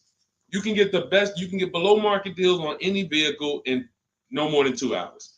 So, but we can't get a below market deal and then find out we bought a bad vehicle. That means we lost. So whatever truck you're looking at, you would type that truck into Google and you would type, for example, 2024 Chevy Silverado, and you would type in initial quality. Initial quality, guys, is going to tell us what the data says about the vehicle in its first 90 days. That's initial quality reports. That means when people get it, all the owners, the thousands of owners that are buying this vehicle, what are they saying in the first 90 days? Are they saying the electric, are they saying it's hard to manage? It's too complex, there's issues. Initial quality we look at and we skim Google to see if we see any red flag articles. Then we switch initial quality to reliability. Reliability is what are people saying the first 3 years? Does this vehicle have a history in the first 3 years of having issues? Maserati owners who was buying these Ghiblis and buying things back in the day, the Quattroportes that were having issues, they would have saw that. and they would have made a decision not to buy those vehicles. These things, this 5-minute exercise prevents you from nightmare ownership experiences. Paying less than everyone is one part of this deal, guys, of what I want you to get. That's one part of it. Getting a quality vehicle is the other side. And you can't have one without the other. Great price, not a quality vehicle, we lost. Quality vehicle, we paid market value or above market value, we lost. So we need to get both. So then once we find out, okay, the vehicle I'm looking for, it has great marks, there's no red flags, now we move into getting offers. And very simple, we get offers right from home. That's why everything I teach is called Cars from Home. Cars from Home. It's a mindset and it's also a process. We sit down here and we contact dealers online. I have something in my book called the 25 to 5 strategy. That means we're connecting with 25 dealers in 20 minutes and we're going to get 5 offers. It is important that you must get 5 offers because 4 of them are going to be overpriced. I can guarantee you that. Right now I've worked with 2,200 people personally around the country, and we have about 9,000, approaching 10,000 people that have my digital book, Cars from Home, in their hand in the last 4 months. So when we look at the data, not to mention I shop myself, you know what I'm saying? I've used this. I know you may think every dealer has the same price. They're all different. They're all different. That's why your best deal, and pay attention to what I'm about to say. In fact, hit the share button if you're locked in. Share this with one friend, because one friend might be out there shopping right now, overpaying. All right. Oftentimes, the dealers that are the closest to you are not going to give you the best offer because they think they own you. I'm going to say that again. When a dealer sees your zip code come in, when I was in the dealer, we used to get we call them leads. Anyone in sales, you know the term leads. When we see that the zip code is a zip code that is right here, 5 minutes away, 10 minutes away, 20 minutes away, there's a mindset there that this person is not going to shop. So they're not going to give you your best offer in many cases. What you're going to get is an overpriced offer, and you won't see it until you learn to speak to dealers that are a little further away from you.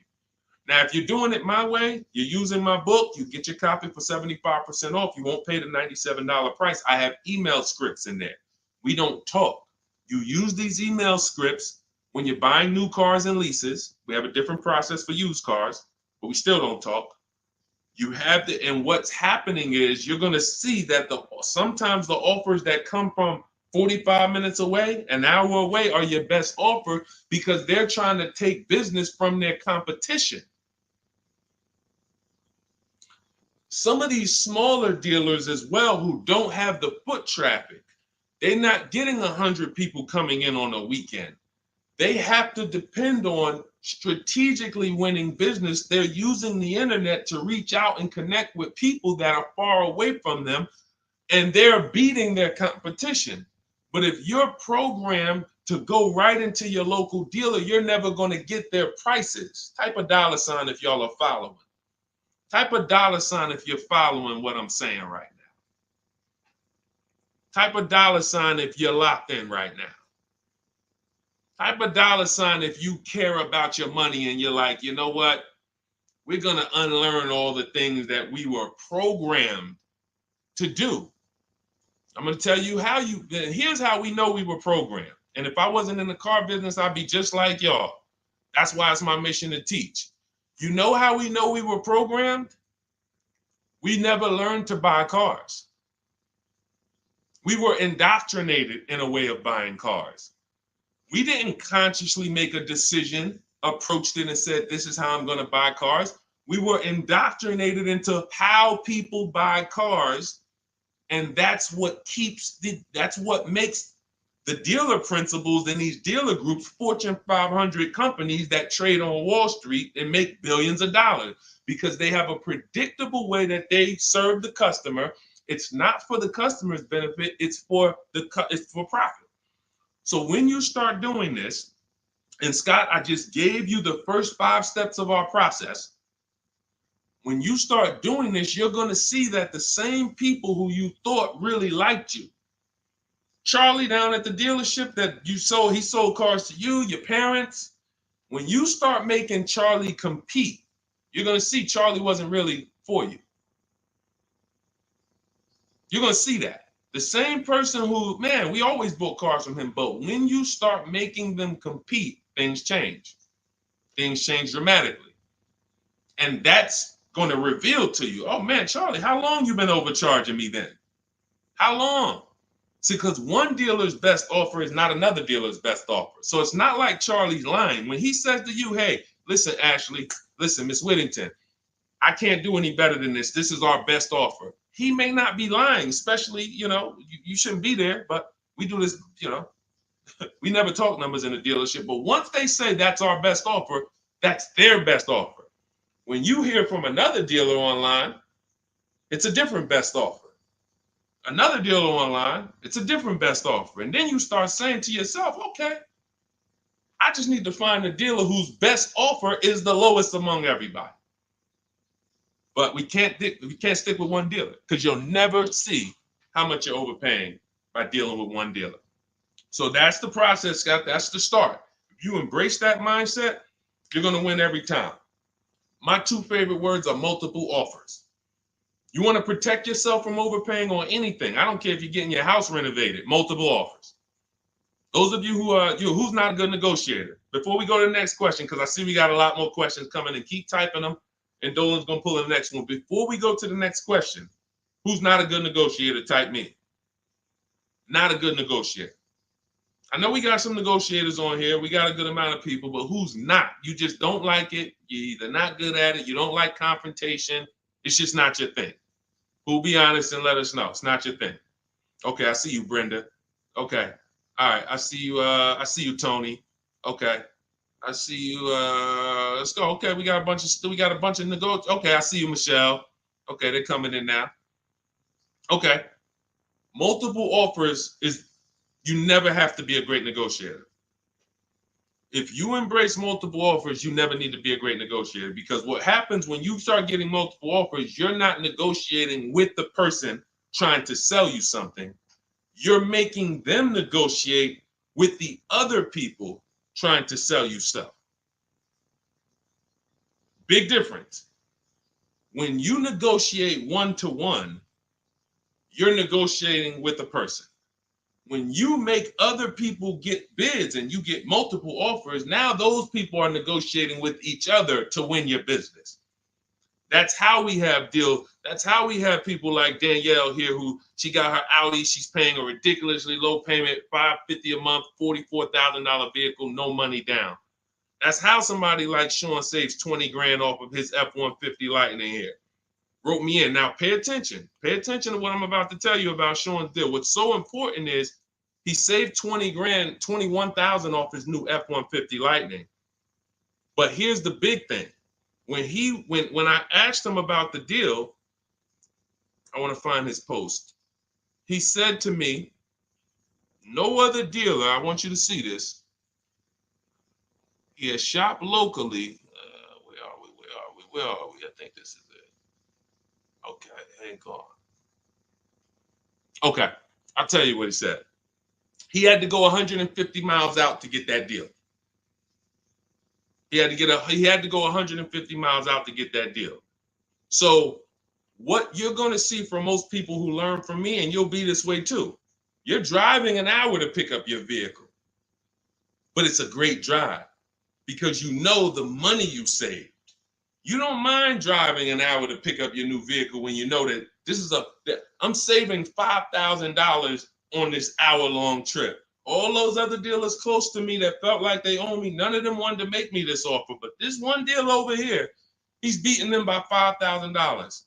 I remember this young lady in California. She was buying a Volvo, and she had to fly. She called me. She said, Southern California dealer made me the best offer. They beat my highest offer in Northern California by $4,000. All the offers I got, the best one in Northern California, this dealer in Southern California beat it by $4,000. I said, so what you gonna do? She said, I just got the plane ticket. It was $70. I said, that's what I would have did. So we have to go to where we're saving the money, y'all. This is a one-time thing. You buy your vehicle from who's making you the best offer. You service your vehicle from where it's most convenient. Two big differences. All right, go ahead, Dolan. Shoot the next one up. Everyone who just jumped on, this entire stream is sponsored by my new digital book. It's called Cars from Home, 7 Steps to Saving Time, Money, and Avoiding Dealerships. It's already 5-star rated. You can Google it. For the next 30 minutes, you can get your copy for 75% off.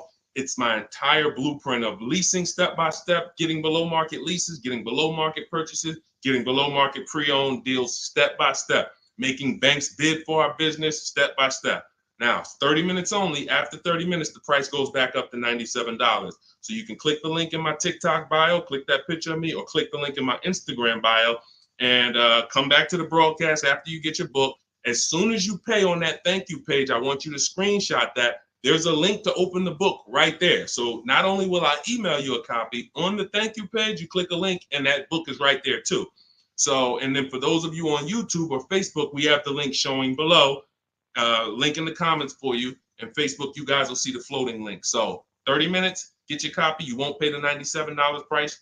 You'll get yours for $24. And you have everything step by step. You won't have to remember any of this or watch my social media videos anymore. Okay.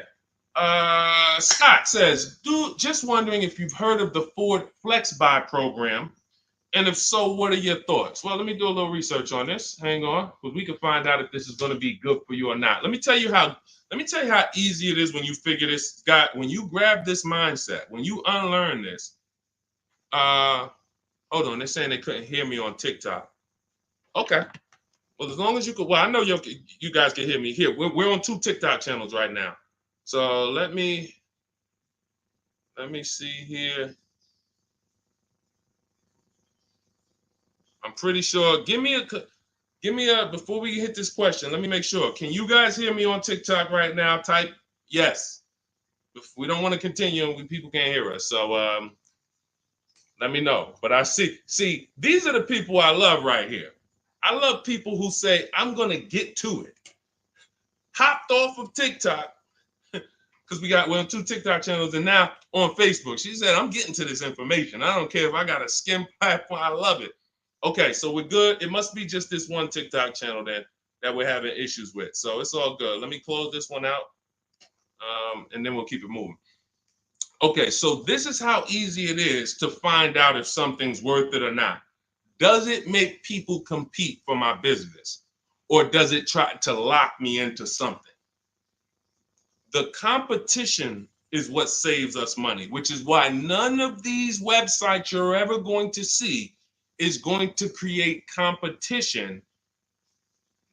I'll tell you about the used car websites. They're not creating competition. I'll tell you that. See, I don't want to skip this, but let's check this Flex Buy program. And then, if we have time, I'll explain to you why those used car marketplaces we shop on, it's not competition. They're trying to sell you on variety. But let's check the Flex Buy program and let's see how this works. Okay, so what is Flex Buy? Flex Buy is a unique payment plan for qualified buyers. Ford Flex Buy program payments start out lower, gradually get higher after 36 months. The Ford Flex Buy program takes the rate on a 60-month traditional loan and extends that rate to 66 months.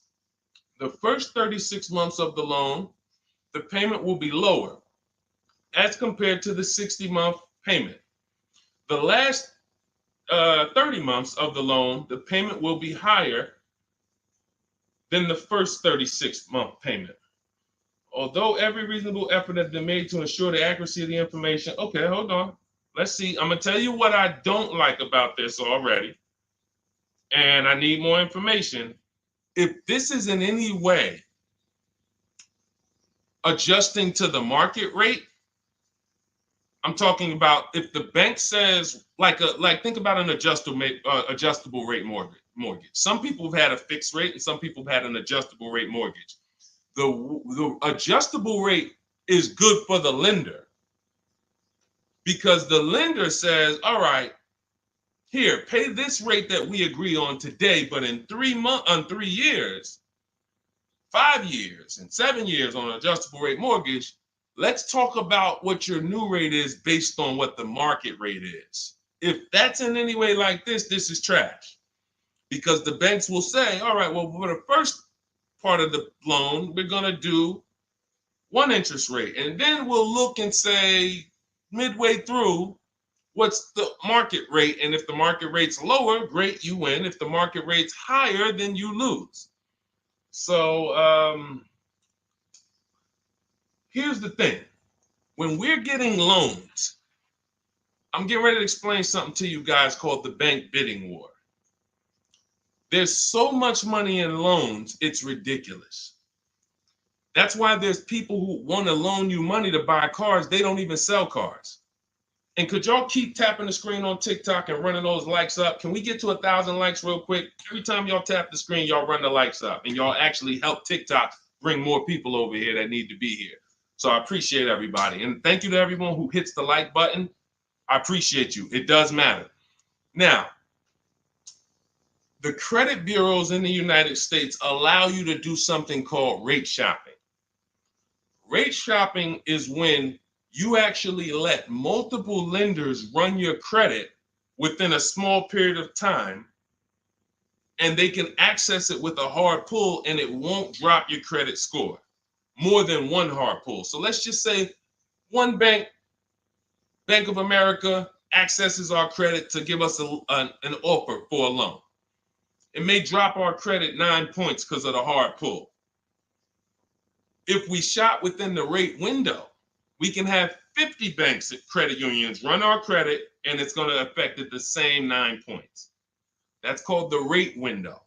I haven't heard anyone talk about this. I've been talking about this for literally over 2. I think I have a couple big videos that you guys have shared, watched, that talk about how to do this.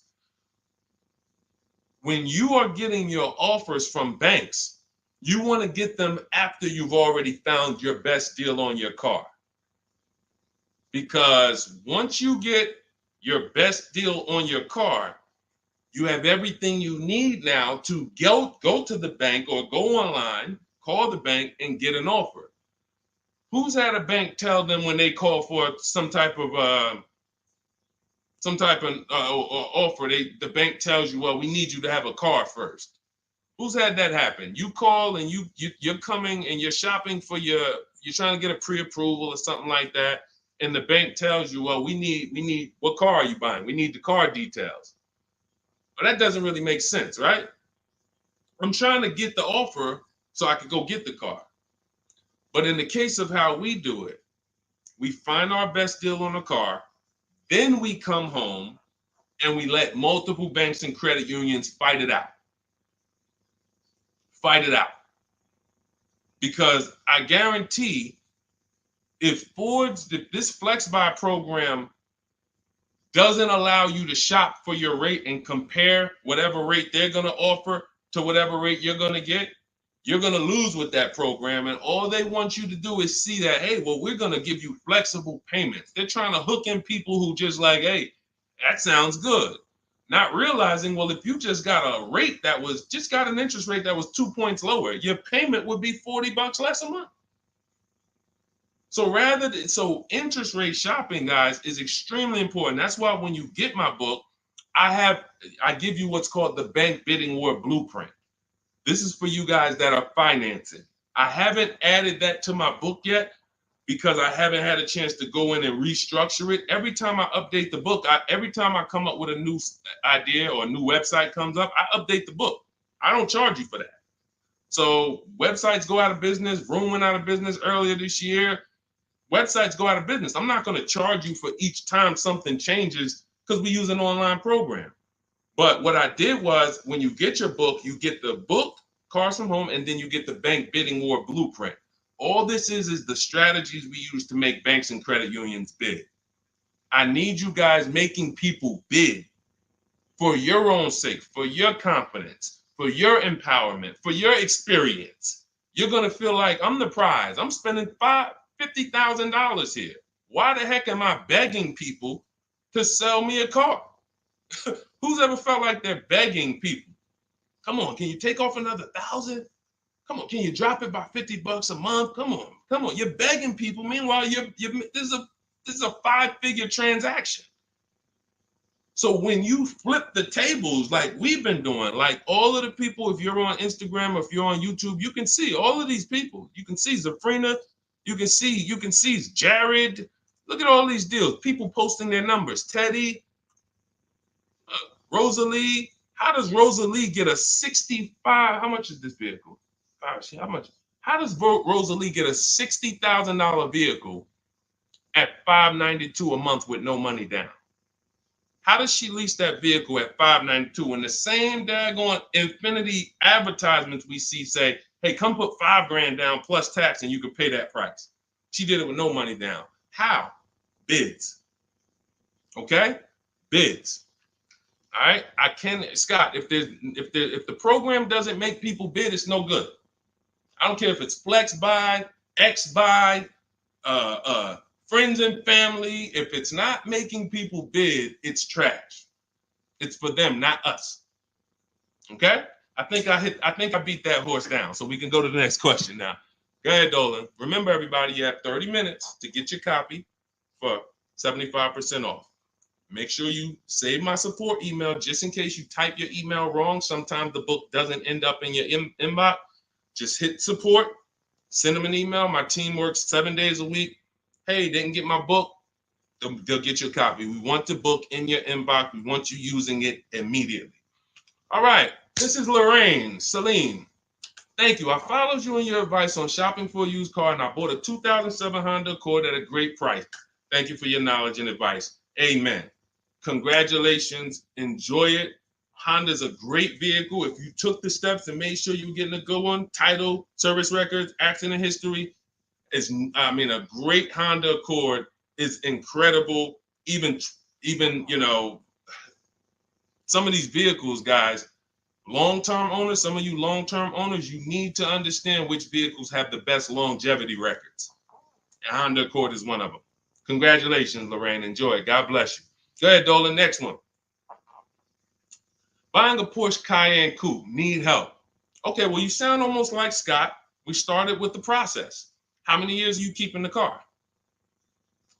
If I could find I don't have time to find it right now. I know why.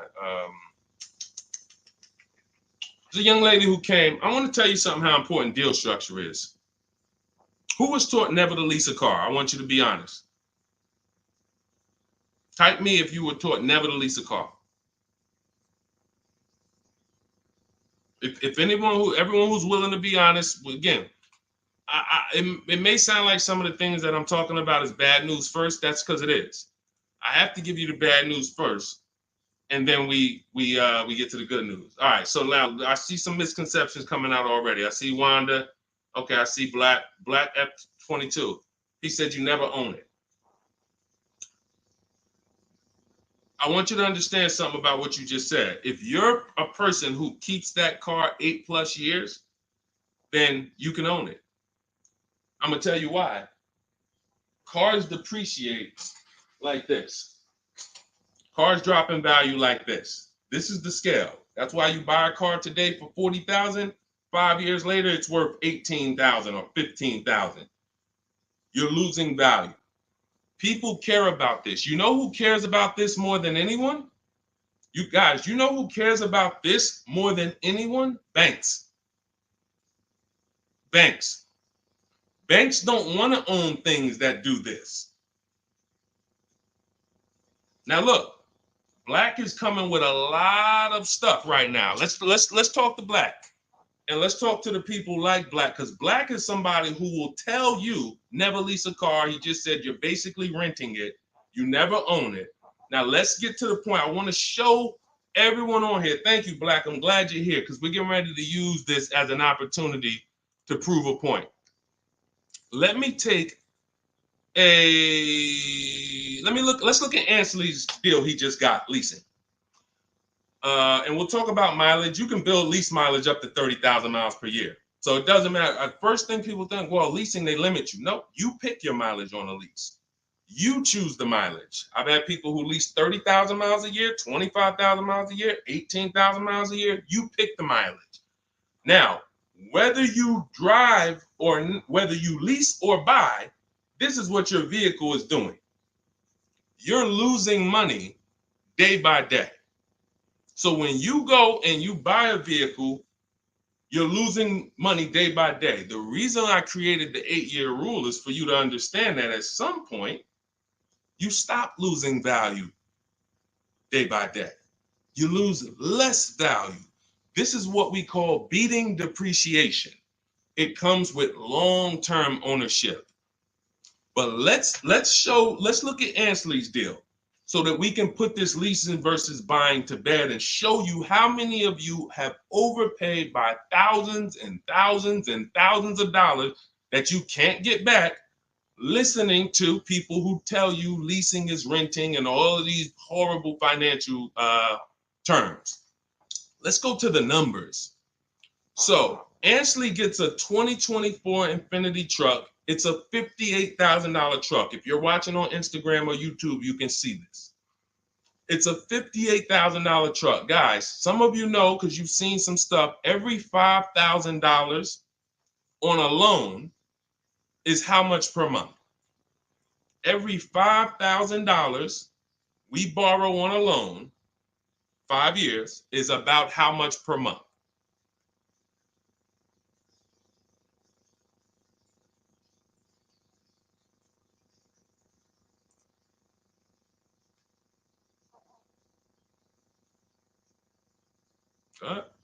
Anybody know? Thank you, Michelle. $100. Told you, shout out to the people who tapped in, locked in. See, I love the people who are locked in. It's some people who just, they sleep at the wheel. I need the people who are locked in. I'm really only talking to you. Now, that means this vehicle that Ashley went in to get, his $58,000 vehicle, if he would have just said, all right, I want to buy it because I was taught leasing is renting, how much is it going to cost me a month? No money down. Let's figure, we're going to compare apples to apples. No money down, because when you put money down into the deal, that confuses you. That actually makes you think you got a better deal than you really did. When you evaluate deals with no money going into them, it's easy to see where the best value is. Now, Ashley would have been paying $1,200 a month for 5 years. $58,000. That's not even full tax. Let's just round the tax to 60. Let's just say $1,200 a month. But Deshone, what if he got a good discount? Okay, I'll give you one better. Let's go extra conservative and let's play that game. Let's pretend that he's using my strategies and he found out a way to save a huge amount of money off this brand new Infiniti. He's getting bids, he's using my strategy, but he's not leasing because he's been programmed not to lease. So he's not leasing, but he's going to get bids. Now he saves $10,000 off the price of this brand new vehicle. $10,000. So instead of financing 60, he's financing 50. What's his payment, everybody? What's his payment? We just said every $5,000 is $100 a month. $50,000 vehicle. What's his payment? $1,000 a month. $1,000 a month.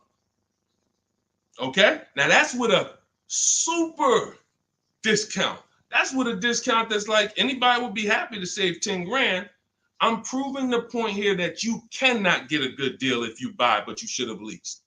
You lost. Big time. Now watch this. He's leasing and his payment is $554 a month. So now somebody like Black, somebody like Miggy over here that agrees with Black, they pull up in their Infiniti truck, right? And they pull up next to you. And y'all are both driving the exact same truck. And you look at them and you're like, hey, man, we got the same truck. Now they're going to say something to you like, yeah, you know, man, it's expensive though, man. It costs to drive this, right? And you're going to look at them and be like, Oh, how much you paying? You know, I did a no money down deal. So I know I did all right. I did no money down, but I'm paying $1,000 per month for this. Oh, really? I did no money down too, but I'm paying $554. Wait, you? Yeah. Oh, yeah. I leased this. I drive it for 3 years, then I give it back. Oh, yeah, but I own this. I'm gonna own this in 5 years at $1,000 a month. This mine right here. Okay. All right. Listen. God bless you. Have a good enjoy, man. Enjoy. Now let's go one more scenario. Let's go to the person who says, Deshone, I don't buy you. I don't buy new though. I only buy used. Cool. Let's say you pull up in your new lease that you just got. And again, everyone shouldn't be leasing. That's why step one in my book is called the 8-year rule. It's the 8-year rule. If you are keeping vehicles at least 8 years, don't worry about leasing. You're going to beat depreciation. All of that money you're going to pay to own, all $1,000, all these high payments you're going to pay to own, all this cash that has to come out of your pocket to own, out of your bank account to own, it'll be worth it in the long run. At least 8 years though. And the longer the better. 10, 12, 15, you really want. But less than 8, losing big time. So let's say a person says, oh, I'm going to get a used version. So they find a 3-year-old Infiniti truck just like this. But so instead of paying $60 for it, let's say they find one for $30. Let's give them a good price, good mileage. They think, oh, I'm good. What's their payment, everybody? What's the payment? Come on, stay by the keyboard. I need y'all quick because we're teaching something here to people like Black. They might not get it. I pray that they do, but they might not get it. But the people who are locked in financially, the people who understand financial literacy are going to get this. If every $5,000 is $100 a month and they buy a pre-owned version for 30 grand, what's their payment? Thank you, Michelle. 600. 600. See, he said 500. So this is how I know he's struggling. And I'm not trying to beat you down, man. I'm just saying when you're talking about something you don't understand, it's better to ask questions, not make statements. So now we pull up. You have your new lease. You got this same deal, $554 a month. He pulls up in his 3-year-old version that has probably 1 year of warranty left. You both did a no money down deal. He looks at you and says, oh, wow, that's the new one, right? Yeah. This is the 2024. 2025. Oh yeah, this is a 22. I just got this. I got a good price on it. I paid 30. Okay, cool. What's your payment? I pay 600 a month. What you pay for the new one, man? I know that must be expensive. I pay 554. Wait, what? Yeah, I paid 554 for this. No, you put a lot of money down, right? No, I didn't. I gave him $554. I drove off. It's understanding. That's deal structure. That's why when I came and started teaching 3 years ago, I had to teach deal structure. I couldn't teach people to just go in and buy cars, get great prices. If you get a great price, but your structure is wrong, you overpaid. You're driving cars, you're driving older cars with no warranty. And many of people who've been taught to do this, they never even pay the car off. They trade the car in before they even pay it off. They literally, I used to have people walk into the Mercedes dealer and they look at me and say, Deshone, is that the new version? I'm like, yeah, that's the new one. He's like, I got 3 payments left on this. This one, as soon as I pay it off, I'm coming to see you for that one. So this is a person who paid these high payments because they wanted to own. They thought they were going to own. As soon as they get their title, it's like running a marathon. Oh, these high payments, these payments are so high, but one day I'm going to pay this car off. And then as soon as you get to the end of the race, you go start another race. It's horrible. It's horrible. And so that's why we don't move into any other step before we get to the buy versus leasing. That's why it's step 1 in my book. So we can sit here all day and compare numbers. There is no comparison to a person who's getting great lease deals versus a person who's buying. It's not even close. We're driving better cars. We're driving, they're usually always under warranty. We're paying cents on the dollar when you know how to get below market leases. I'm not talking about these commercials y'all see. That ain't nothing. We don't pay those prices.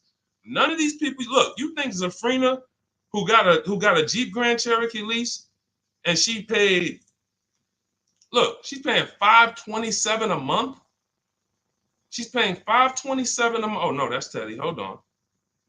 You think Zafrina, who's paying $579 a month for a $66,000 truck, is ever going to she's not going to let this bad information get to her anymore. She's driving a $66,000 truck. So again, now let me, before we go to the next question, I'm going to just read some things from Black because he's over here typing. And I do want to give him the courtesy of reading because we just used him as a teaching moment. I think everyone learned. If you just got what I just taught about the leasing versus buying, type $sign. Just type $signs. If you got that point of me, see, no one talks to you about payments. They say things like never lease, always do this, always do that. But they never talk numbers. The reason why we go straight to the numbers is because the numbers don't lie. They say men lie, women lie, numbers don't lie. So when we go to the numbers, shout out to everybody. I see y'all. I see y'all. I see you, Wanda. I see you, Tony. I see you, Michelle. I see you, Megan. I see you, Brenda. I see you, Federico. That's the name of the game, is putting your deal on the right foundation so that you know, again, like I said, banks don't want to own vehicles. Think about that. Banks don't want vehicles that are not bringing income in. They don't want a depreciating asset on their books because today it's worth 40, tomorrow it's worth 39,800, the next day it's worth 39,700, the next day it's worth 39,600. That's what a depreciating asset is. They don't want them on their books in the short term. They're in the short-term business. And some of us are in the short-term business too. The only people that are winning long-term with purchases are those of you who keep your cars 8+ years. Because you beat depreciation. All right, so Black said, nah, bruh. Okay. Keyword, no money down. You put 10 to 20% down, then it's a different story. You can't make this stuff up. Let's go. You cannot make this stuff up. Watch this, y'all. Watch this. I just compared 3 no money down transactions on the same vehicle. 3. New, used, new lease. 3, no money down. I'm telling people that when you don't put money down, you can clearly see what you're really paying. You can clearly see what you're really paying. Black comes in, he proves our point, which is he's going to put 10 to 20% down. Now he's pulling up next to you in your lease, right? You're $554 a month, brand new, fully warranted, all the latest and greatest features. Now he puts 10 to 20% down on that's $10,000 to $12,000. Think about this. He pulls up and he has a similar payment to you. So he feels like we're alike. He feels like we're pretty close. In fact, he may even feel like he's doing better than you because he's purchasing his and you own yours. I mean, you're leasing yours. But watch this. What about that $12,000 you gave him? What about that $12,000 you gave them? That's how people forget. That's why everything in the Car From Home system, when you get the book, you're going to see everything is about shopping with zero down, looking at offers, and then choosing, do I want to put money down to lower my payment? Money down does not buy your deal. I made a video about this. Some of you have seen it and shared it. People who make a down payment and think they got a deal. You have a deal before you put your money down, or you don't have a deal. A deal means I shopped all my offers, and then I found the dealer who was going to discount the vehicle the most. Now, how do I want to pay for that? Do I want to get a loan? If I'm getting a loan, what do I want my payment to be? Now I'm going to manipulate my down payment based on what I want my payment to be. That has nothing to do with the deal I got, but somebody like Black or people who move like him, hopefully we can help you get over these mindsets. But you have some very, very strong convictions, and you're confidently incorrect. That's dangerous. It's dangerous to be confident and incorrect. Dangerous to yourself and your family and your friends who will listen to this. If you are putting money into deals and thinking that you got a deal because your payment ended up being affordable, you in no way can win. First of all, you're letting the dealer manipulate two things: the price of the car they're selling you and the interest rate that you're getting from them exclusively. If you were even just separating, if you were just separating your loan from your interest, from the purchase, you would see that that's a losing strategy. You can't compare a person who's driving a brand new vehicle, paying a low payment, to a person who's paying the same payment, but gave the dealer $12,000 to get to that payment.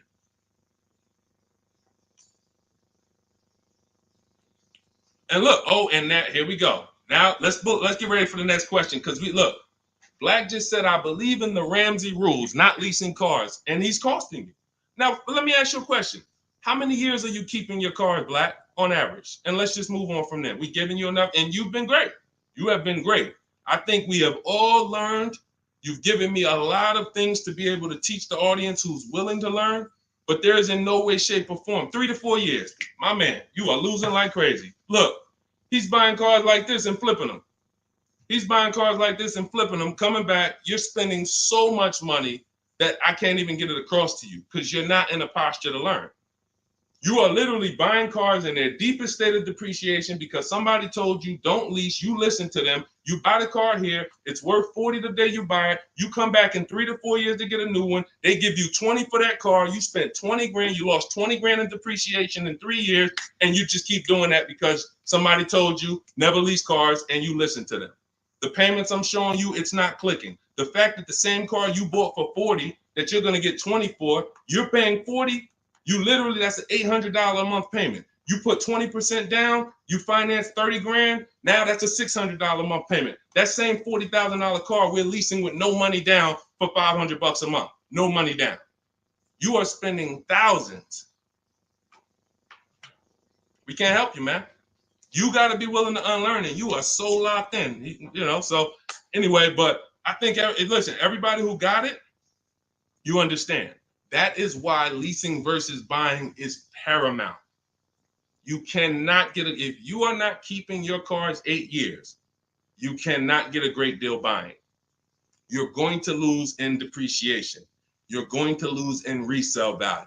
When you go to replace that car and you see what it's actually worth and how much you paid over 4 years or 5 years or 7 years, when you compare that to a person who drove brand new cars for that particular same period of time, it's no comparison. And then you have cars with no warranty and all of that.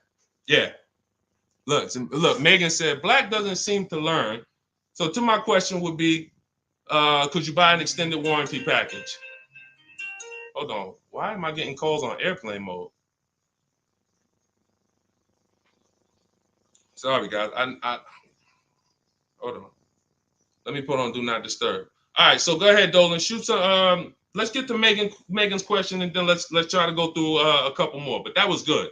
That was good, Black. Thank you, because we wouldn't have been able to teach on those points without your questions. Okay, so let's do Carolina on YouTube, and then let's go to we'll hit Megan, and let's go through as many as we possibly can. Hey, I'm new here. I want to trade my 2020 Nissan, and what's the best way to do this, please? Okay, so you have a 2020 Nissan. That's a vehicle that's not 5 years old. First thing you would do, if we were talking, I wouldn't let you buy. Unless you're telling me you're going to keep the next car 8 years, you're losing, because that 2020 Nissan, first thing we want to do is decide whether we're buying or leasing the next vehicle. And as we just said, if you're not keeping the next vehicle 8 years, you should be shopping for below market leases. Then you want to now see what is the most money you can get for that Nissan. We don't depend on a dealer to tell us. You're going to go to these 6 websites. These are 6 websites. You do this in 15 minutes. You're going to find out what that vehicle is truly worth. You find out what your vehicle is worth with offers, not with anything else. Offers. So go to CarMax, Driveway.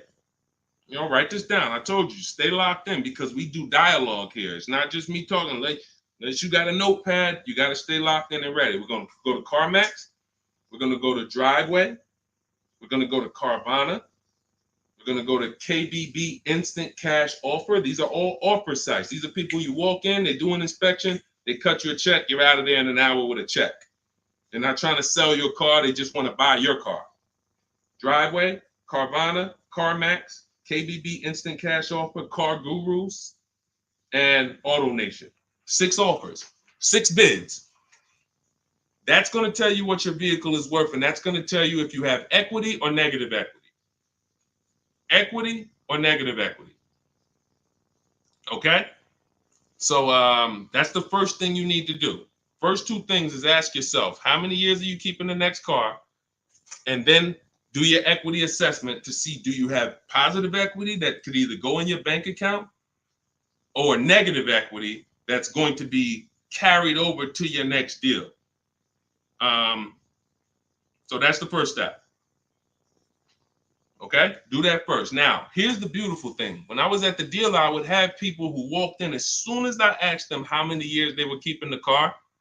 If they were telling me 5, like, remember the guy I mentioned a little while ago on the stream? I said he comes into the dealership. Hey, Deshone, is that the new one? As soon as he gets his title, he comes in and trades it in. I told him, there's no point in you waiting for the title. First of all, you can replace a vehicle without the title. That's fine. But again, he was taught, hey, I got to wait for my title, and then I make a move. So he always has a payment. 5-year loan, 6-year loan, pays it off, gets a new car. He always has a payment. It's just super high. But what I would do if he was listening, if he was open to financial advice, I would tell them, you're going to cash that vehicle out. That means you're going to sell this vehicle. We're going to give you a check for that. So whatever it's worth, 15, 18 grand, it's paid off. That's going to go in your pocket. Now, what he was used to doing was, well, whatever it's worth, don't I have to put that down on the next vehicle to be able to get my payment where I want it? And this was the best news I was able to deliver. This is why, and if you talk to anybody in New Jersey who dealt with me, this is how I've been. I've been the same way. From the minute I started learning about financial literacy when it comes to cars, I was a consultant educating my clients on how to keep the most money in their pocket and drive the best cars. When he would say, well, I say, are you familiar with leasing? And I would ask, how much do you drive a year? And he would say, I think about, maybe 13, 14,000. Said, let's go look at your old vehicle. We look at your old vehicle. We see, okay, yeah, based on what's on the mileage now, you drive about 14,000 a year. Here's what we're going to do. Whatever your car is worth, you're going to put that in your bank account. Let me show you what a competitive lease would look like. I make him the offer. He's like, wait a minute. This is my payment, and I could drive as much as I want. I said you could drive the same amount you've been driving. So I'm paying less than I was paying to own this thing? And you about to give me a check back for 12 grand, 15 grand? Yeah. This is what I want to do for the people who have been programmed that buying cars is how you should do it. Again, long-term owners, you should not be thinking about leasing. But here's how I know you need it in your tool belt, because your daughter may not be a long-term owner. Your spouse may not be a long-term owner. Your friend or whoever may not be a long-term owner. See, typically how you do things is how you teach other people to do things. So if you are keeping your cars 8, 9, 10, 12 years, you probably think everyone else is doing that. But your kids or your family members or your spouse, they may want to drive for 5 years, and then they're like, all right, this stuff's starting to go wrong. You said the warranty is up, and this got to cost $800 to fix, $400. Let's just go get a new one. Those are the people who don't have the values to keep a car long term, and you should not be buying cars for them. They should be shopping for. Now, both cases you need below market deals, but it does not. But knowing how long you're going to keep the car is how you're going to beat depreciation. So all of this is in my digital book, guys. Everything I'm talking about on this stream is in my step-by-step book. A lot of what we talk about on these streams and in my social media videos is what not to do. My book is about what to do. It's like, do this, do this, do this, do this, steps, check it off the list. Next thing you know, you got below market deals from home. There's only 3 things we go into the dealership for: test drive, have our car appraised, and to pick up a car. We are not there to shop. We're not there to get numbers. We're not there to negotiate. We do all of this stuff from home. So for 30 minutes, if you visited the website already, you'll see the timer. 30 minutes, you can get 75% off your copy. It'll be in your inbox in literally seconds. And as soon as you pay, in my TikTok bio, in my Instagram bio, Facebook, we have a link floating for you. You guys should be able to see the link. And then Instagram, we have YouTube, we have a comment pinned for you guys. You'll have the book, but as soon as you pay, you're going to see the thank you page. It says screenshot this page. You'll see my support team email. Sometimes you type your email wrong.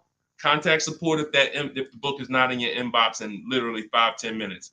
Also, as soon as you pay, you see a link that says open your book below. So there's 2 ways I'm delivering the book to you. Right there as soon as you buy, but I'm also emailing you a copy. But sometimes, we fat finger the keyboards and there's a letter off, so make sure you hold on to my support team's email and hit them up. Okay, good stuff. Get your copy. Listen, once that clock hits 0, the price is $97, which is still worth every penny. If I missed it, I go back and look. Knowing what I know, knowing what the people know, look at Tiffany. Look at Tiffany's deal. Look at Tiffany's deal. Matter of fact, let's show Vicky's deal. Look, thanks to your books and your methods, I was able to get my new lease for 2024 Volkswagen Atlas SE Peak Edition with the tech package for $175 per month less than my first quotes. I did it all online except for picking up the car. I put no money down other than my first month's payment and DMV, which is probably $200, and saved over $6,000 on the life of that lease using your negotiating scripts. We have email scripts. This is what I want for you. I want you guys not just getting cars. Everybody's getting cars. You'll see people posting their car. Oh, I needed an upgrade. Look, get a bunch of likes. Hey, had to treat myself. You'll never see the numbers though. I want you, every time you get a car, I want you just as excited about the numbers you got as the car. And this will make sure you get there. Go ahead, Dolan. Shoot the next one up. Okay, Brandon from TikTok. I've lifted the Denali truck. I owe $6,500 on it. It has 163,000 miles. It needs $3,500 worth of front end work. Should I fix it or trade it? I'm the only owner. I would make sure you get a second opinion on how much it's going to cost to fix. Lifted Denali is going to have a low resale value. But here's the thing. The cost of replacement is always more than the cost to fix. Always more. So if you got a truck, and again, your truck, you got a loan on it. You got a loan on it, 163,000 miles. I teach something, you shouldn't have a loan past the 10th birthday on a vehicle. Now you're going into a lot of risk. There's different boundaries we need to follow. But what I would do if I was you is I would make sure I'm not spending more than $3,500 unless I'm getting multiple mechanics to give me an offer. But I would see, what does it cost? What's the lowest I could pay to get this truck running? What if you pay $3,500 and it runs again for another 3-4 years? All day long. Because to get a new vehicle, $3,500 is coming out your house in probably 6-7 months. Which would you prefer? $3,500 one time and I could drive this thing for another 3 years problem free? Or $7,000 or $10,000 a year that I'm going to pay to get a new truck. Keep the cost low when you can. All right? Listen, I'm going to jump off. Everybody, listen, we'll be back for another stream. We went deep today. I think we dug into stuff we've never dug into before. Thank you to Black for, bringing some information to us that allowed me to teach and help you guys unlearn. Everything you need is in my digital book, Cars from Home, 7 Steps to Saving Time, Money, and Avoiding Dealerships. Normally $97. It's 5-star rated. You can Google it. You can see all the reviews people wrote using it. But you won't pay $97 if you get to my TikTok bio or my Instagram bio before that 30-minute countdown expires. You'll get it for 75% off, which is $24. And on YouTube and Facebook, I have a comment pinned for you guys where you can get your copy for 75% off. Use it. Make sure you email me your success stories, and make sure you save my support team's email just in case you type your email wrong. Let's make sure my team gets you your book. All right. God bless you. Keep winning. Keep unlearning. I'll see y'all on the next one.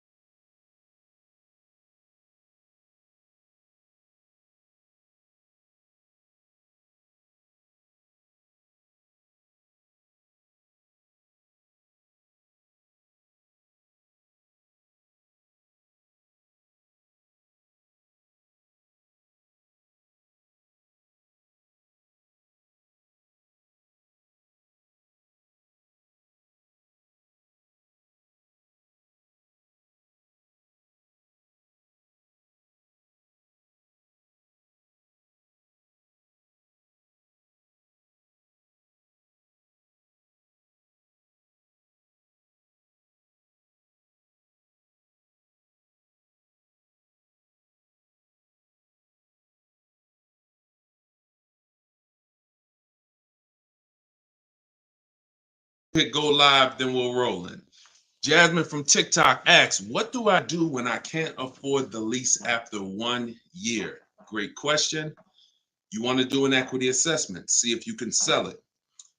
There's two main ways to sell a lease. You could have somebody assume it. You can go to a site like Shop a Lease, and if you have a good car payment, you could list the car there and somebody could take over it, but it must be a good car payment relative to the deal. If you're paying, if you overpaid per month, then you're going to have a hard time getting someone to take over the lease. But if not, you can get rid of it there.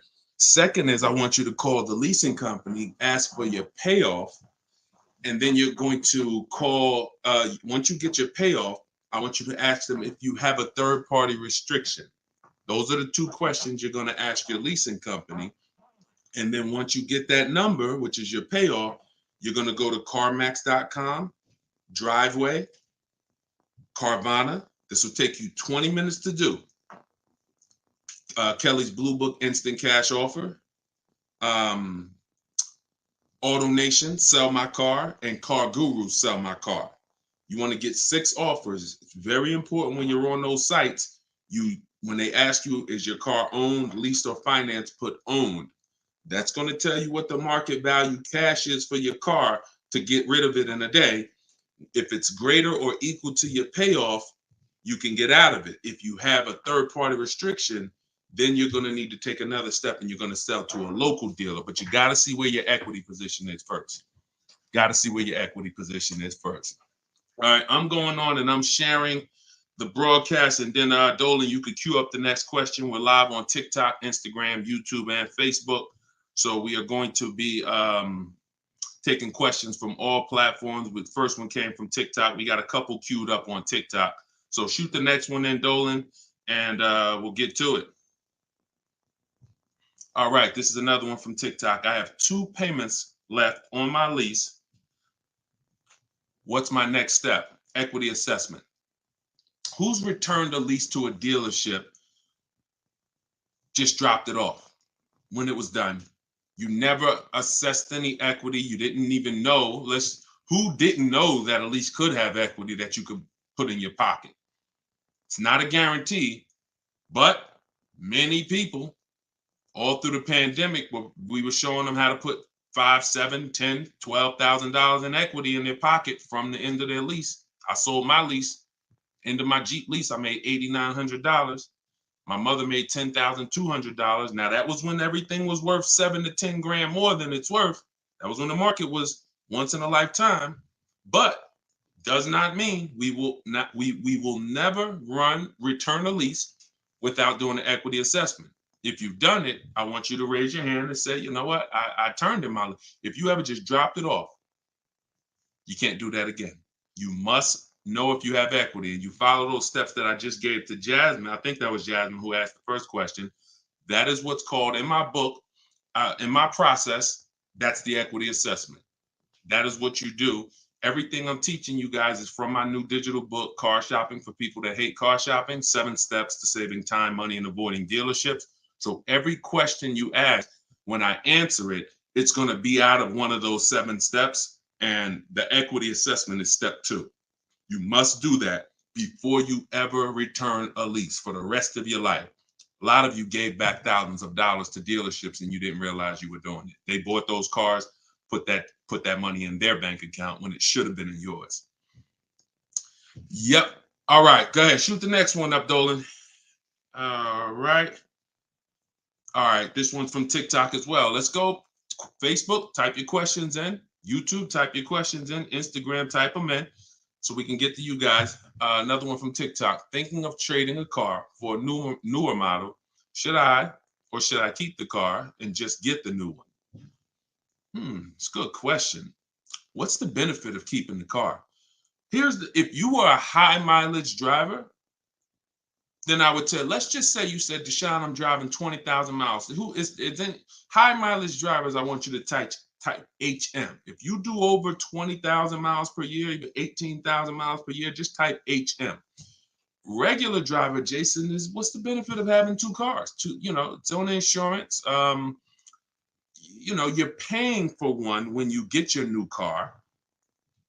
I like to drive that car that I'm paying for. I don't want to be paying for a car and then I got this other car that I'm barely using. But if you are a high mileage driver, then I would tell you keep that car and get you another car. And but how many years are you keeping the car, Jason? How many years are you keeping this next car? Because depending on your answer, it's going to change my answer to you. So this car you're thinking about getting, how many years you see yourself keeping it? Let's start there.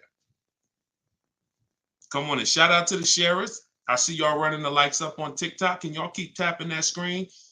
Just every couple minutes, throw a couple taps. It really helps the broadcast, and I appreciate everybody who's helping us get this message out. I really do. We couldn't do this without you. Let's see if maybe 5 years, then you should not be buying that car, Jason. You should be leasing. And I'm going to break this down for you really quick because some of you know the depreciation curve. And the rule of thumb is when we talk about the hidden money in your car deals, my job is not to just teach you, if you're willing to listen, how to save thousands of dollars by making dealers and banks bid on your business. That's how we make sure we get the best prices. You can't get the best price. You can't make the best deal if you buy, but you should have leased. It's impossible because the depreciation curve looks like this, y'all. If you buy a car today for $30,000 today, I give you a car. I'm gonna show you something. I want everybody stay close to your keyboard. I don't want you to, when I ask you a question, type as quick as you can so we can keep the dialogue going. If I gave you a $30,000 car right now, put it outside your house, you don't drive it 1 mile, you don't even touch it. We go outside a year later, is it worth $30,000? You didn't drive it 1 mile. You said, Deshone, I don't need the car, but I'm leaving it here. It's yours. You don't drive it 1 mile. Is it worth $30,000? No. So that's your first intro into depreciation, the unseen expense. Let's go a little deeper. If you put 10,000 miles on it, it's worth less, right? If you put no money in it, if you put no mileage on it, it's already lost thousands. If you put 10,000 miles on it, it's worth less, right? High mileage driver, let's say you put 20,000, it's worth less, right? Now what you're seeing is the expense you've been taught not to see, which is depreciation. It has nothing to do with car payments. It has everything to do with that. We've heard people say, oh, cars are depreciating asset, cars are depreciating. What does that actually mean? I'm showing you what that means. I'm showing you what that means. When you're buying something that goes down in value, you have to look at when it's going down, when is it losing its most value, and your goal should be to avoid replacing it while it's losing the most value. How many of you have a car outside right now, outside your house? You've had it for at least 8 or 9 years. Type the number of years you've had it. If it's more than 8, don't type 3, don't type 5. For those of you who have a vehicle outside right now and it's been in your home, in your household for at least 8 years, I want you to type the number of years. All right, we got Jason 10, we got 13, we got 8, we got 20, we got 14. Okay, so we got 10. This is the leasing versus buying question, and there's nothing more important than this to the foundation of your deal. Because if you choose wrong, you cannot get a great deal. And if you're new to this, then lock in for the next 5 minutes and you're going to understand why. The people, those of you who said, Deshone, wow, Jazzy's 20 years.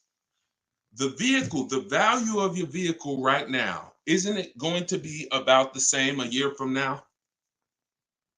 Everybody who just typed, look at that. And I want y'all to pay attention. If those of you who are like, Deshone, I never keep a car, you might be saying, looking at these numbers and saying, Deshone, I would never keep a car that long. It's not for me. It's not in the cards for me. It's not my style, not my habit, not interested. Perfect. Pay attention.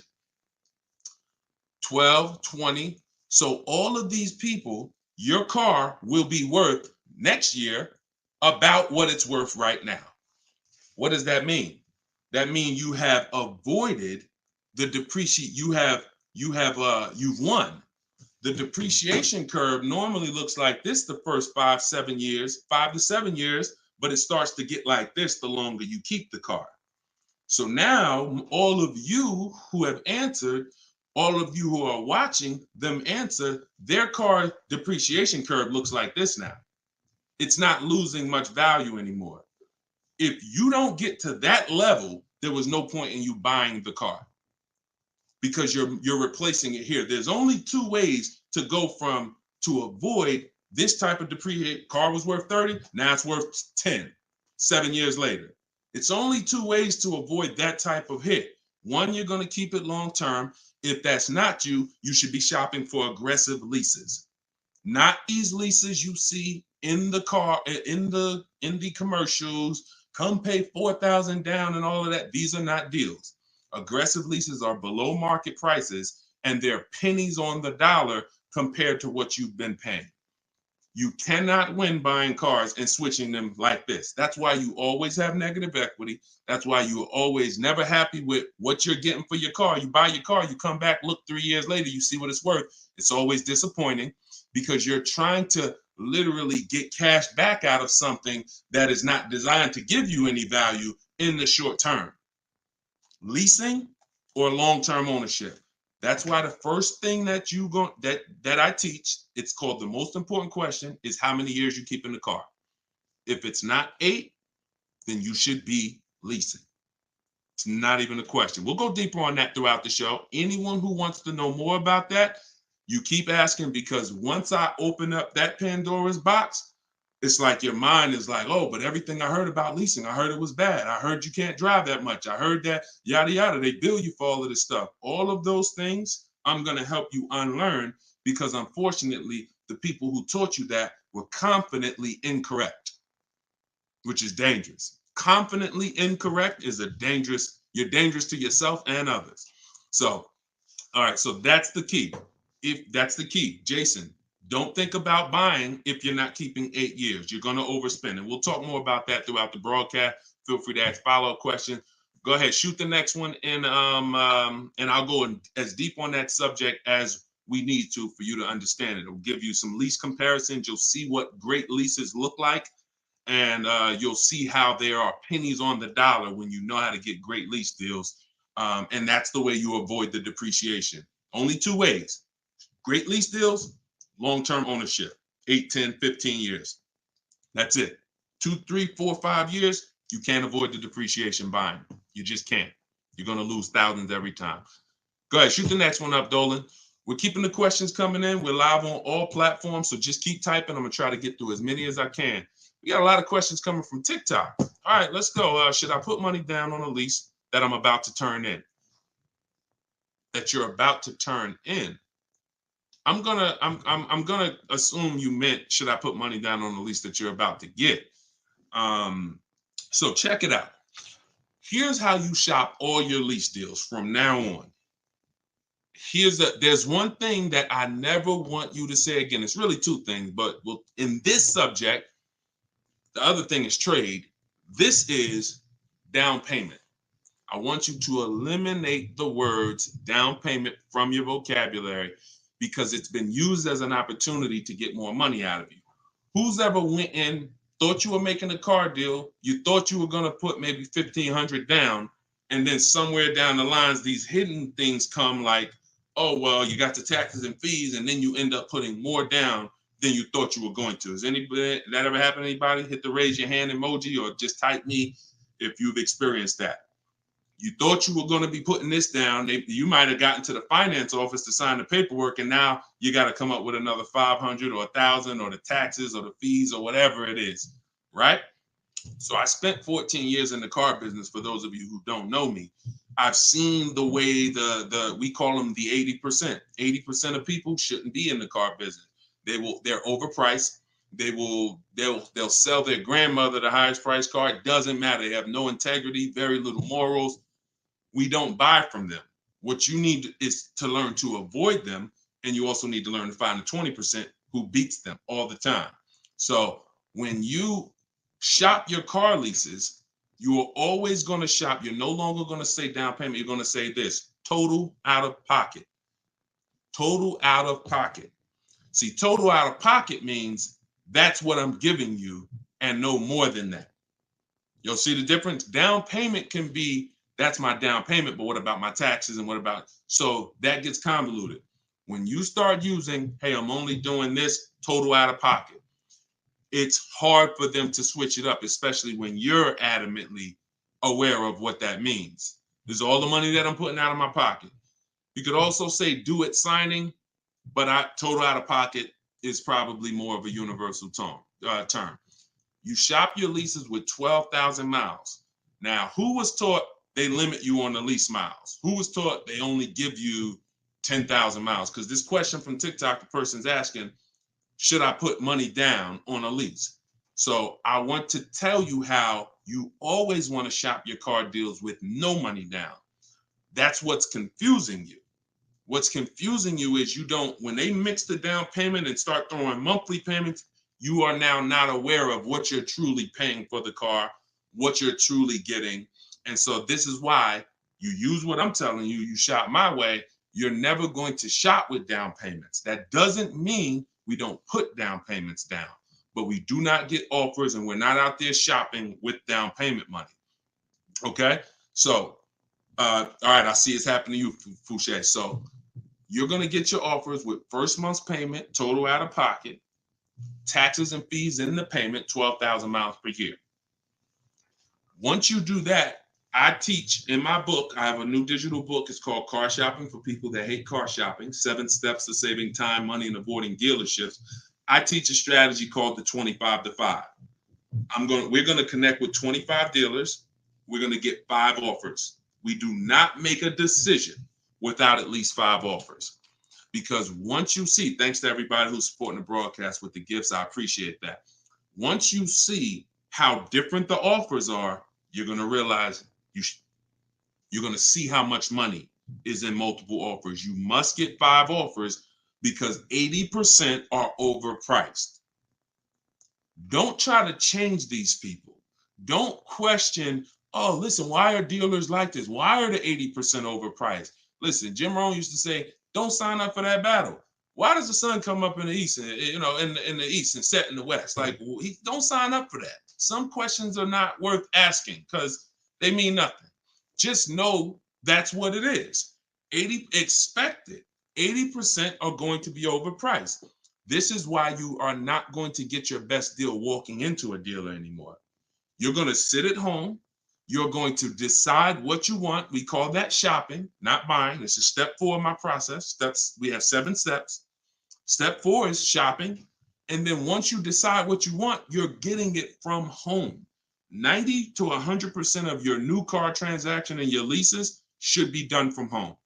That's where your power is. That's where you have the power of leverage. That's where you have the power to make multiple people compete for your business, which saves you thousands of dollars. I'm going to give you tons of examples. This works every time. How do we know?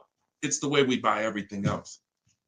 everything we buy in life. We go into the grocery store, we need spaghetti sauce. You need laundry detergent. It's a bid. You may not be aware, but I'm going to make you aware. Everyone is bidding for your business. Hey, look over here, Prego. Hey, this brand, Classico. Hey, we're on sale this week. Hey, we have the best. Y'all see what I'm talking about? Everything that we buy, especially expensive items, but even low price items, companies are competing, except in car dealers. They've trained you. They've trained me. If I wasn't in the business for years, I wouldn't know, to focus on one place and think we all have the same pricing.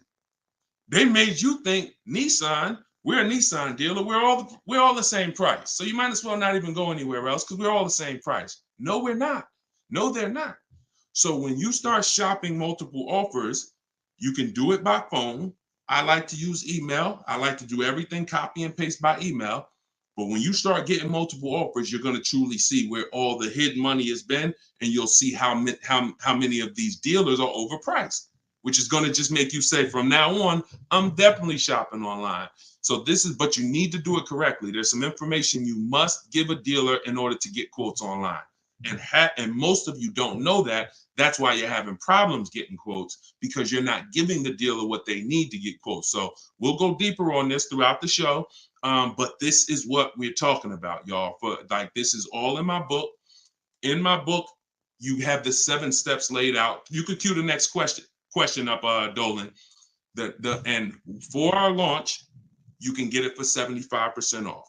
The book's normally $97. But for our welcome offer, our launch, I said, you know what? We're going to do 75% off for 30 minutes. So when you go to my TikTok bio, you click that link. There's a button that says, get my new book, 75% off. You get yours. You won't pay the normal $97, but it's only for 30 minutes. Once that timer goes down, you go back up to 97.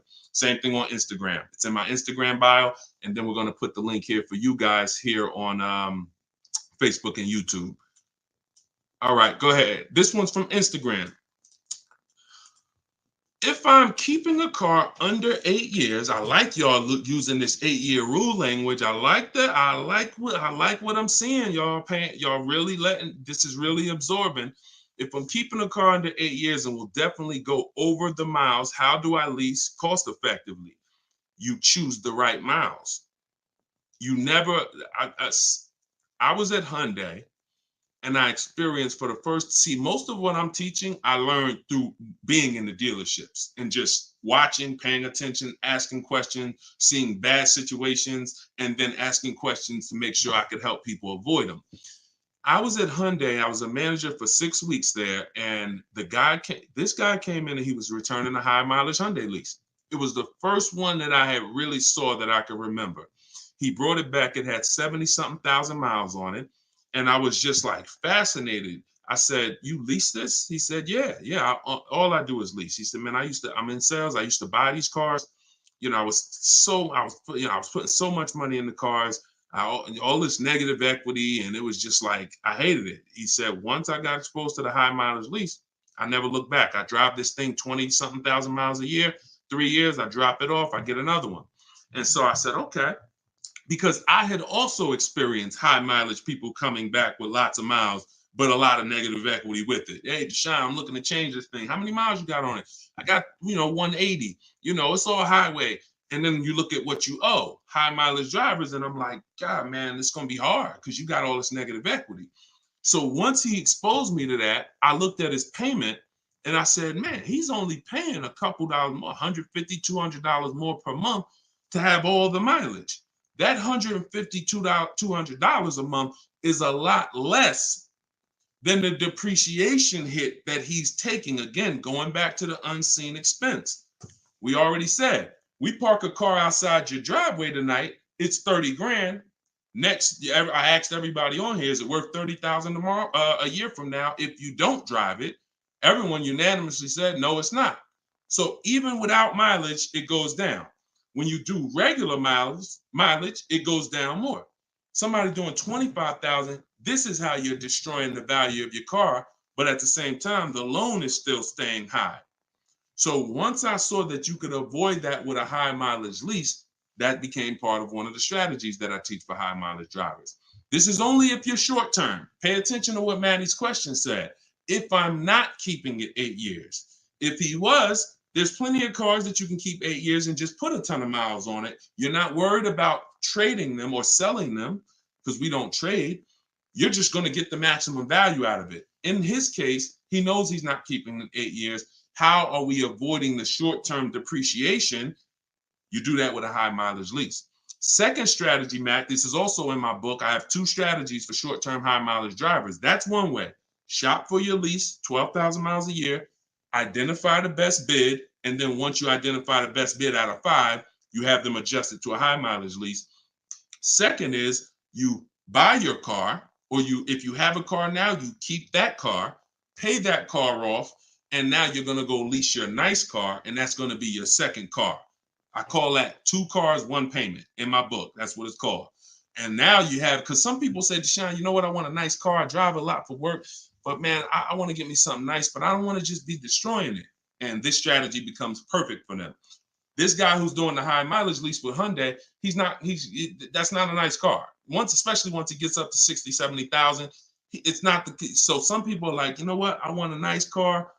I'll have my mileage car. I'll do, half the mileage on that. And then I'll go and lease me something. And I'll do half the mileage on that. And so it's a beautiful thing. You got your nice, beautiful car and you got your mileage car and you split it. Payments affordable. And you're not dealing with all this negative equity like you've been used to dealing with as a high mileage driver. High mileage drivers are getting killed with some of the worst because you guys are just killing the value of your cars. You use either one of those, you're going to love it. Both in my book. So if you want that step by step, it's in there. Some of you are like, Deshone, this is great. I don't want to try to remember all of this. In my book, it's right there for you, laid out step by step. You can get it for 75% off in my TikTok bio or my Instagram bio, or just scan the QR code on the screen, or go to deshonesbook.com. Either way, get your 75% off. Okay, shoot the next one up. That was a great question, man. Shoot the next one up. Let's get through as many as we can. This one's from Instagram. Would you recommend leasing business vehicles? Well, that's a question for your accountant. Whoever is going to be helping you benefit from having vehicles in your business name, that's the person you should be asking, which is most likely your accountant, whoever does your taxes. Here's what I can tell you, and I'll keep this very quick. Many people are putting cars in their business name with no business, or no business that requires a car. Be very careful. There's 2 parts to this. One, whoever's going to teach you to put cars in your business name from a business strategy standpoint, that's who you need to learn from. Second is you can use what we teach to save money on the cars, because what I see these people, influencers, social media people paying for these cars, they'll never tell you what they're paying. And they go and they re-up their cars like crazy because they need it for their brand. The money they are losing, most people can't afford to lose. But unfortunately, they're desperate. But get the strategies, get the structure. I used to have people all the time ask me, Deshone, do you teach Toro and all of these, I said, look, I don't, but you need 2 people. You need me, because I'm going to teach you how to buy the inventory at below market prices. You need the business person who's going to teach you how to legitimately do the business, inventory and all of that. Those are the 2 people that you need. And without both of them, you got some incomplete counsel. But be careful listening to these people, man. If you don't have a business and you wrote off thousands of dollars in business mileage or thousands of dollars in car payments and maintenance, I don't want to be around you when you get audited. And the sad part is those people who told you this won't be around when you get audited, and you can't support that. Just be very careful we don't want a second wave of the PPP. You get a lot. Okay, that's it. We're not gonna beat a dead horse. Go ahead. Next question, Dolan. I think y'all get the point.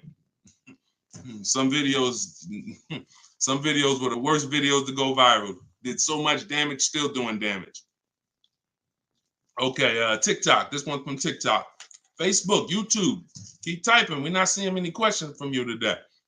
Do you recommend leasing over purchasing? So you missed what we talked about. I recommend you go back, watch the beginning. See, there is no leasing or purchase. There is no either or. It's a based on how many years I'm keeping the car, I should be leasing. You can't, there is no either or. When you lease, you are not keeping your car and you are avoiding short-term depreciation, paying pennies on the dollar for brand new cars. That's not going and paying what they have advertised or walking in a dealership and say, hey, work me up a lease deal. That is not what I'm talking about. When you add up the payments from doing that, you're going to see you overpaid. You probably broke the 1.5% rule and you paid too much for a car you're giving back in 3 years. What I'm talking about is aggressive lease deals. Look at this. Give you an example. I'll give you an example right here. So, and this one, I love to use her because she was in the middle of the pandemic. Middle of the pandemic, people were out here buying Kia Tellurides for just $5,000-$10,000 over sticker. Bonita got hers in 2020. She got a 2023 Kia Telluride, put $600 down, and that was her car payment every month for 3 years, $600 on a almost $47,000 Telluride. Why is this so important? Some of you know, you may have seen the video, how much is every $5,000 in a car purchase price? How much is that per month on a loan? Every $5,000 is how much per month.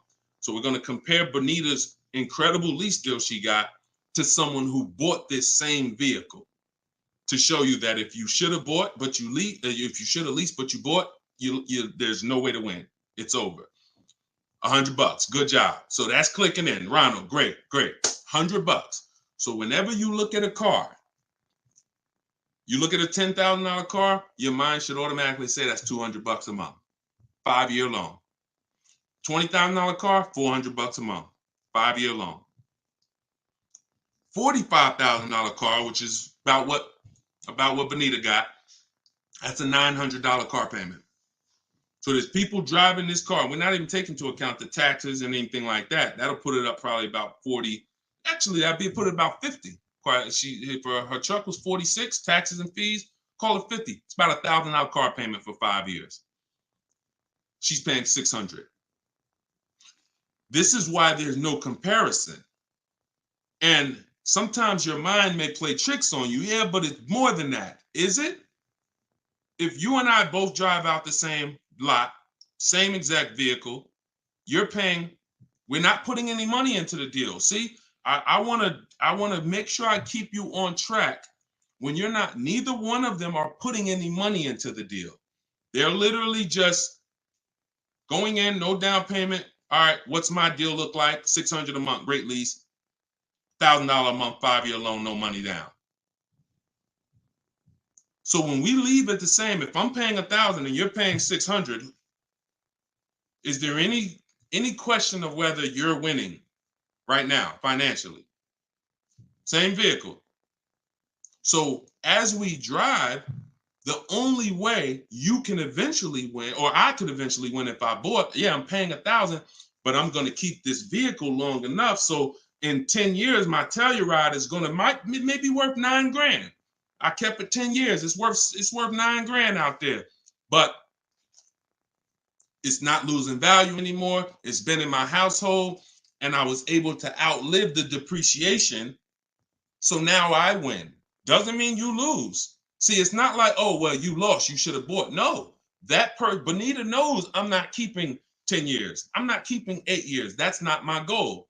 Therefore, I'm going to shop for great lease deals and I'm going to pay pennies on the dollar compared to people buying. And that's my win. So there is no should I buy or should I lease? Do you recommend leasing over purchasing? I recommend leasing when you should be leasing, which means you're not keeping your car 8 years. I recommend buying when you should be buying, meaning you're keeping your cars 8 years. You're going to outlive depreciation, pay it all, and have a car that is not losing value in your driveway in 8, 9, 10 years. That's when both people win. And if you're stuck in the middle, then what I recommend is you get out of stuck in the middle because you're losing tons of money. Get out of being stuck. Buying leases out, buying loans, trading them in. Get to one, choose a side. I put 2 good sides in front of you. Choose a side. All right? Good question, though. Go ahead, Dolan, cue the next one up. This was good, man. Wait, let me make sure. I'm trying to make sure I'm sharing all of this. Shout out to the sharers. Everybody getting value out of this? Type $ if you're getting value out of the show. This is what we do. All right, go ahead, shoot it up. All right, a lot of questions from TikTok today. YouTube, y'all, come on, type the question. All right, good to see you, Melody. I see. All right, when is it a good time to buy a car? Sashi, there's no good time. There's no bad time. Dealers have to make deals. See, I want you to not believe the marketing. What I want you to also do is I want you to pay attention when we do these shows. Pay attention to I don't want you shopping in an emergency situation unless it's an emergency. What does that mean? If your car was totaled, stolen, then it's an emergency. You got a couple days, no problem. You can use what's in my book. You can get bids. As long as you get multiple offers, you won't overpay. If you have your back against the wall, that's going to happen every now and then. Multiple offers is the key. If anybody had to go buy a TV right now, I said, look, you got 48 hours, you got to get a 100-inch TV, and you got to get a great deal on it. Is anybody worried about overpaying for the TV? Anybody on here? In 2024, is anybody worried? Dad, man, I only got, back in the days, it might have been like, oh, shoot, 48 hours. That might not be long enough. But you know where to go. Amazon.com, BestBuy.com, Walmart. I'm going to find the best deal on a TV. What I'm telling you is that's the same way you approach car buying. The more you do it the way you shop for everything else, the more you're going to see, oh, this is a lot easier. I'm in a lot more control. I eliminate buyer's remorse. So so even if your back is against the wall, if you're shopping, buying, you still should be getting multiple offers to make sure you're getting the lowest in the market. I'd say at least 5 because 80% are overpriced. Now, if you have time, then what you should be is in the market early. I teach something called 2 dates. The as soon as date, no later than date. As soon as date means soon as you can make a deal. Don't look at offers until you can make a deal. Don't entertain it's a waste of time. You might say, Deshone, I'm waiting to get this promotion at work in May. Then I'm a car shop. Should I look at deals now? Makes no sense. You can watch the market, but it makes no sense to entertain offers because you're not in a position. So as soon as you could accept an offer. Now that might be today. Then no later than date. That's the deadline. The gap in between that is your leverage. What does that mean? The ability to say no. See, you're about to start shopping in a way where you can say no, and the people that are walking into dealerships usually have put themselves in a position where they can't say no. So they're walking in saying things like, I need a car right now. My lease is up. If your lease is up, call, get a free extension. You shouldn't be shopping with your back against the wall. They're walking in saying things like, man, nobody has cars. That's because one dealer they walked in didn't have cars. Maybe they went to a second one, didn't have the color they want, and they're like, man, nobody has cars. They're broadcasting that energy, which is actually that's going to cost you. When car salesmen take it from me, I was in there every day of my life for 14 years. Not every day, we had days off, but when you say things, we're trained to hear them. No one has cars. That means the price just went up. If I have a car, you're going to pay more for it. This is what the 80%, this is how the 80% think. It's a mind game. So you don't want to be there. You want to be at home. And when you have the ability to say no, now here's what you do. You reach out to dealers for your offers and you're telling them, hey, I can make a deal right now. This is what I'm looking for. But I don't need a car until July 3rd. See, that's power. That means, hey, if I got a car coming next month, I can talk to this person about it. Most times a person walks in, they need a car this week, next week. That means whatever's on the ground, that's all we can talk to you about. But when a person has been proactive in shopping, which is what I want you to do, which is what I'm going to teach you to do, it's all in my book, and it's everything you'll hear me talk about, is when you have the luxury of time, it benefits us. We make our contacts. A dealer might say, look, I don't have a car right now, but I got one coming in 6 weeks. Is that good for you? Yeah, give me an offer. Absolutely. Now we don't talk. So I'm telling you, you could do it your way, which is call. I always say, ask for sales managers if you're trying to get offers online. If you're trying to get offers from home, we need at least 5. If you're going to do it my way, if you're going to get deals like Danielle and like the people you see me broadcasting the show, you get it at least 5. Sometimes we get 10. I think somebody we showed the other day had 10 offers. So the point is, if you have the luxury of time, you want to use it. Don't be sitting here saying, man, I really can make a deal now or 3 months, but no one knows that. And then you wait until you only need to make a deal in a week, in a month. Now you start contacting dealers. You've given away some of your leverage. And if you're shopping for a used car, you can watch the market. When you start looking and you can see, man, I've been watching these cars for 45 days. I see the prices. When I first came, the low side of the market was like 26. Now I see that low side is about 24, 25. So these are things you can't do when you're shopping when you need a car. So there's no good time to buy a car because dealers want to make deals throughout the month. But there is a bad time if you've used up all your leverage. And if you've used up all your time, then you must do multiple offers or you're going to get killed. Sorry to say, there's no other way to say it. If you don't know how to shop multiple offers and you walk in needing a car in 2 days, you are going to overpay. So multiple offers is always the answer. All right. Go ahead, shoot the next one up, Dolan. Great question. This one's from YouTube. I'm only able to get a rental for delivery work. Is there any cons to this method? I don't really, okay, I think you rephrased it. Is there a proper way to rent vehicles for work, or is it fixed market and there's no way to save money? Absolutely not. Renting is going to be way too expensive compared to, this is why when people say, who's heard leasing is like renting? Who's heard that? Type the raise your hand emoji or type me if you've heard leasing is like renting. It's one of the most ignorant statements that there's a lot of ignorant statements made about leasing, but that's one of them. Renting is expensive. Renting, you don't get a lot for your money. It's usually a short-term thing, 1 day, 1 week. You know, maybe if you had an accident, cars total 30 days. It's not meant to be long-term. So what I would tell you is if you were renting a vehicle, I would tell you try to go on Turo, try to find somebody who's willing to rent to you, possibly on a long-term basis where it's not going to be as expensive. Because I'm guessing if you're renting, there's a particular reason for that. But the money you're going to pay in renting, you should probably put some of it to the side, try to get you a car, cash, Facebook Marketplace, something to get out of that cycle and start to rebuild.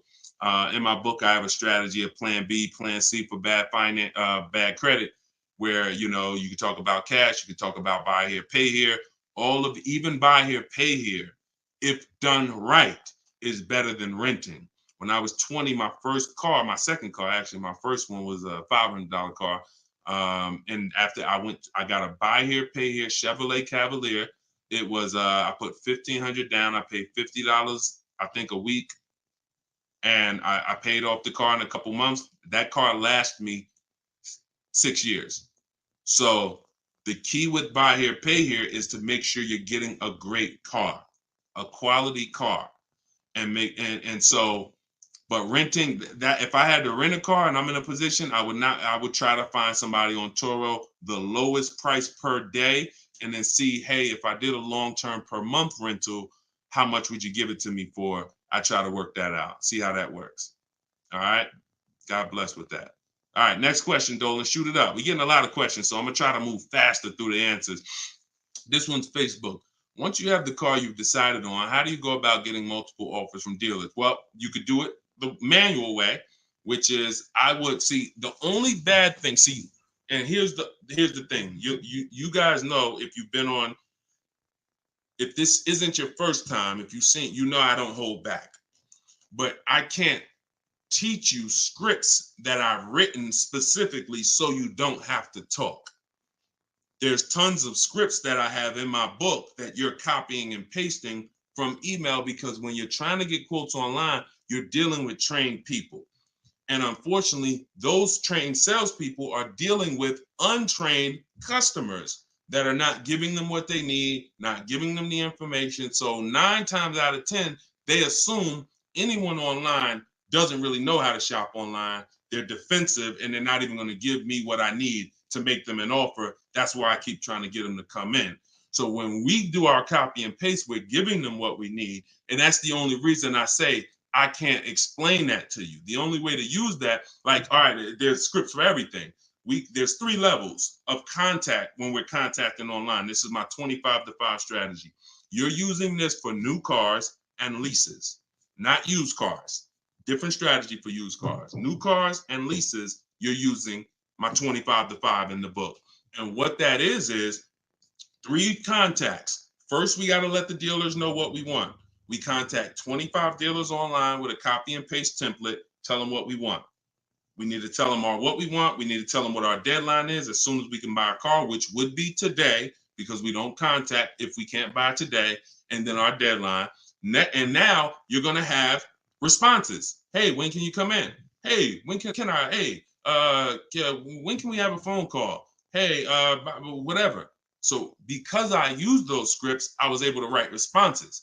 I had to use those same scripts. Hey, Mrs. James, thanks for the inquiry. Hey, when we have I'd love to help you with this. I have a car. What would be better for you for us to talk? 1 p.m. or 4 this evening? I had to use those scripts. So I was able to write the responses to them. So we copy and paste. Now, the key is whether you're doing it that way or whether you're calling, the first key is, do you even have a vehicle I'm interested in that matches what I want? So in that initial contact, we're telling them exactly what we want. Color choices. Hey, I'm open to black, blue, gray. I'm open to a sport model or a touring model. I'm open to this. Like, this is what I like. You have to tell them that, or there's no way for them to search the inventory and get you and even see if there's a match here. So once we do that, that's your first thing. Do you have a car? Now, the benefit of doing the 25 to 5 is we're shopping out of 25 dealers' inventories. So we're giving ourselves the absolute best shot of finding something where we don't really deal with, oh, I went to this dealer, they didn't have a color I want, they didn't have the trim I want. If we contact 25 dealers and there's no inventory, that means they're either in between model years, which means, okay, maybe the 24s got sold out, 25s haven't come in yet, we're on that bridge, or it's a rare car, hasn't come in yet, or it's a very rare car. See, that's different than you believing the car is rare because you visited 1 or 2 dealers. Once we contact 25, if the color, we're reaching out for a pink one and the dealer is saying, hey, we don't really have that color, that's when we know. So shopping out of 25 dealers, we get the best shot. We're trying to find who has a car. Second thing we're going to do now is we need to send a quote request. When we send our quote request, we're telling them what we want. If we're buying, we're looking for all cash price, because we're not doing tax. We want a bottom line price, and we're getting that from at least 5 to 7 dealers. Because when you shop correctly, remember this: when you truly have shopped multiple offers correctly, you're going to see at least a $3,000 to $5,000 difference from your lowest offer to your best offer. I've been working with people around the country. We're 2 million followers. We have 1,700 people we've worked with personally since 2021. That is the consensus. 3,000 to 5,000 bare minimum. And in fact, some of you who are looking for higher price cars, you look at somebody like Kimberly. Kimberly used multiple offers. Her Maserati she was shopping for, she picked it up a little while ago, $86,961 vehicle. They offered it to her for $66,261. Deshone, that sounds crazy. She saved 20 grand. Actually, 20,700 on that offer. So now you never can pick. You don't know where the bottom is. She didn't go in saying, if I can't save 20 grand, I'm not getting it. That's not how we go in. We go in, we do multiple offers, and we let the bottom reveal itself. We don't choose the bottom. All right. So once we do that, we're getting our quotes, and there's going to be a lot of people who try to stop that. Hey, we only do business in person. When can you come in? So you need scripts to respond to all that if you're going to do it fast and shop like we shop, 60 minutes, 90 minutes. But if you're going to do it manually, then you can call sales. You can ask for sales managers and try to get them that way. But do not make a decision before you see at least 5 offers. 5 to 7 offers. Nobody who's listening to me will ever buy a car without seeing 5 to 7 offers, new cars and leases. Never. Too much money at stake. All right. So that's how we do it, Damon. That's the intro. And that's the only reason why I can't go deep on my 25 to 5, because it's totally internet based. We do it 60 minutes. So everyone who's like, Deshone, I want to use that. It's in my new digital book, Car Shopping for People That Hate Car Shopping. You can download it in my TikTok bio. You get it for 75% off as part of our launch. And it'll be in your inbox in 5 minutes. Same thing with Instagram. Go to my Instagram bio. You got 30 minutes before it goes back up to $97. Get your 75% off. And I'll post a link. Cue the next question up, Dolan. I'll post a link again for you guys here on YouTube and Facebook. Here's the emergency link. All right. This one's from Facebook. We got another question from Facebook. Hey, I'm in the USA, originally from Canada, and no credit in the USA as yet. Should I buy a used car with cash or new one? What I'm afraid they'll give me a high rate. What do you think best option? Hey, if you got the ability to buy a used car cash, that's what I do. I'd get a great car, spend as little as possible on it, Facebook Marketplace, because I'm not looking, if I can, to go into a high interest loan when I can get me a car and then I can build my credit. I want you to follow Haley, somebody named Shonda Martin. Her brand is called Road to 750 Plus. She's very similar to me in that she does these Q&As all the time. She's live. She's a genius. She's clearly studied for many, many years to understand. And even me using her thing, her strategies, I've added at least 80 points to my credit just from things I didn't even know. Like, and the real person who's an expert is going to show you where the blind spots are. Things you didn't know, and that's what Shonda is. Some of you may follow her. She's amazing. Yeah, Cavante said, yeah, she's amazing. She is. So follow her. But yeah, I would be looking to get something inexpensive, point A to point B, little as possible. Make sure you find wherever you live, ask around who's the best mechanic in town. Ask like who does everybody know in town that, you know, fixes cars, just a good guy, good woman. And you find them and you say, look, I'm about to go pick up a car. I'm gonna buy it privately. Well, can I pay you, $100 to inspect it for me? Get yourself an inexpensive car, and that'll give you the ability to be on the road. At the same time, you have the ability to have the time to invest in your credit. So when you're ready to make a power move where credit's concerned with a car, be it leasing, financing, you're good. All right. But if you go buy a car overpriced interest rate, it could really set you back. It can really set you back. It's happened to too many people. Great question. Cue the next one up, Dolan. Great questions today. YouTube, should I buy a car cash or do I get a loan? It's a great question here. A lot of great questions. This is a matter of, look, nothing that I teach is really one size fits all. That's been the problem. 8-year rule, absolutely. If you're not keeping 8 years, that is one size fits all. That's why it's called a rule. You should be leasing if you're not keeping your cars 8 years. If you're buying, you should be keeping them more than 8 years. But when it comes to the cash or loan, here's what I've experienced. And the people who pay cash or don't pay cash, this is kind of what weighs it for them. What are they doing with, what are you doing with your money? Is your money making you money? If your money is making you money, I would have people come in the dealership, clearly had the ability to pay cash, because I would ask them, so how are you paying for the car?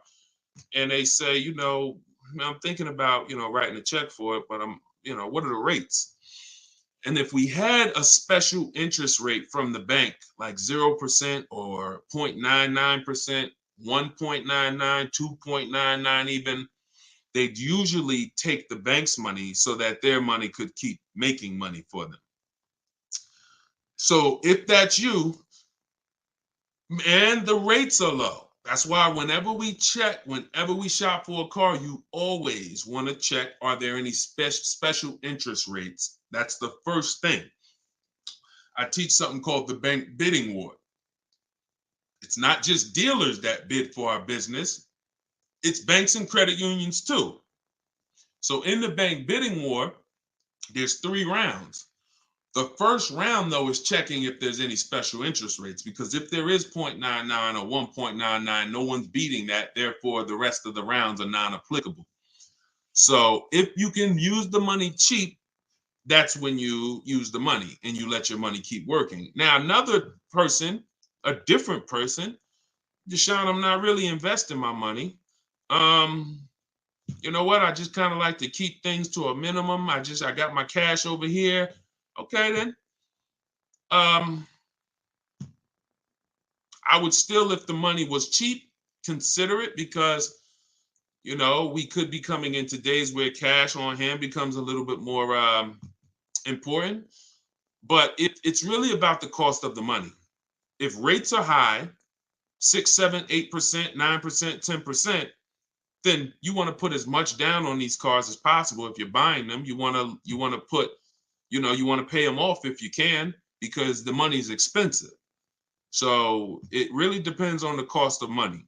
People, when the cost of money is cheap, they benefit from that, and I would think that those principles will work for anybody, and that's, you pick and choose which one of those situations fits you.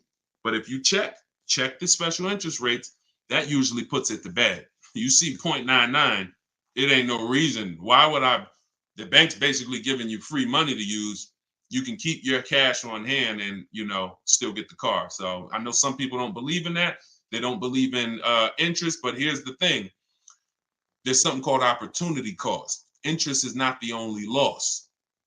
When you're talking financially, opportunity cost is important. When you put 30 grand in a car and it gets you, we already talked about this. Cue up the next question, Dolan. Depreciation curve. When we start talking about financially making decisions, a lot of people see, if I put 30 grand cash into this car, what is my cash worth in 6 years? $30,000 car, what is it worth in 6, 7 years, y'all? 12, 10. So what's the return on that cash? It's not even positive. It's not even neutral. It's negative. So these are all the things that it's like, okay, you go over that, what I just said over the last 6, 7 minutes, and you choose what makes sense for you. But I'm never going to give you one size fits all formulas. That's what has failed you. Always do this. That's what has failed you.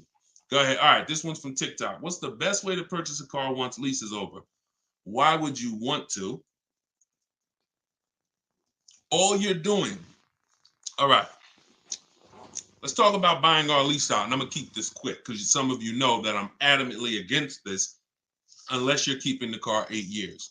Because sometimes we look at our leases, right? And we say, oh, it's, should I buy my lease out?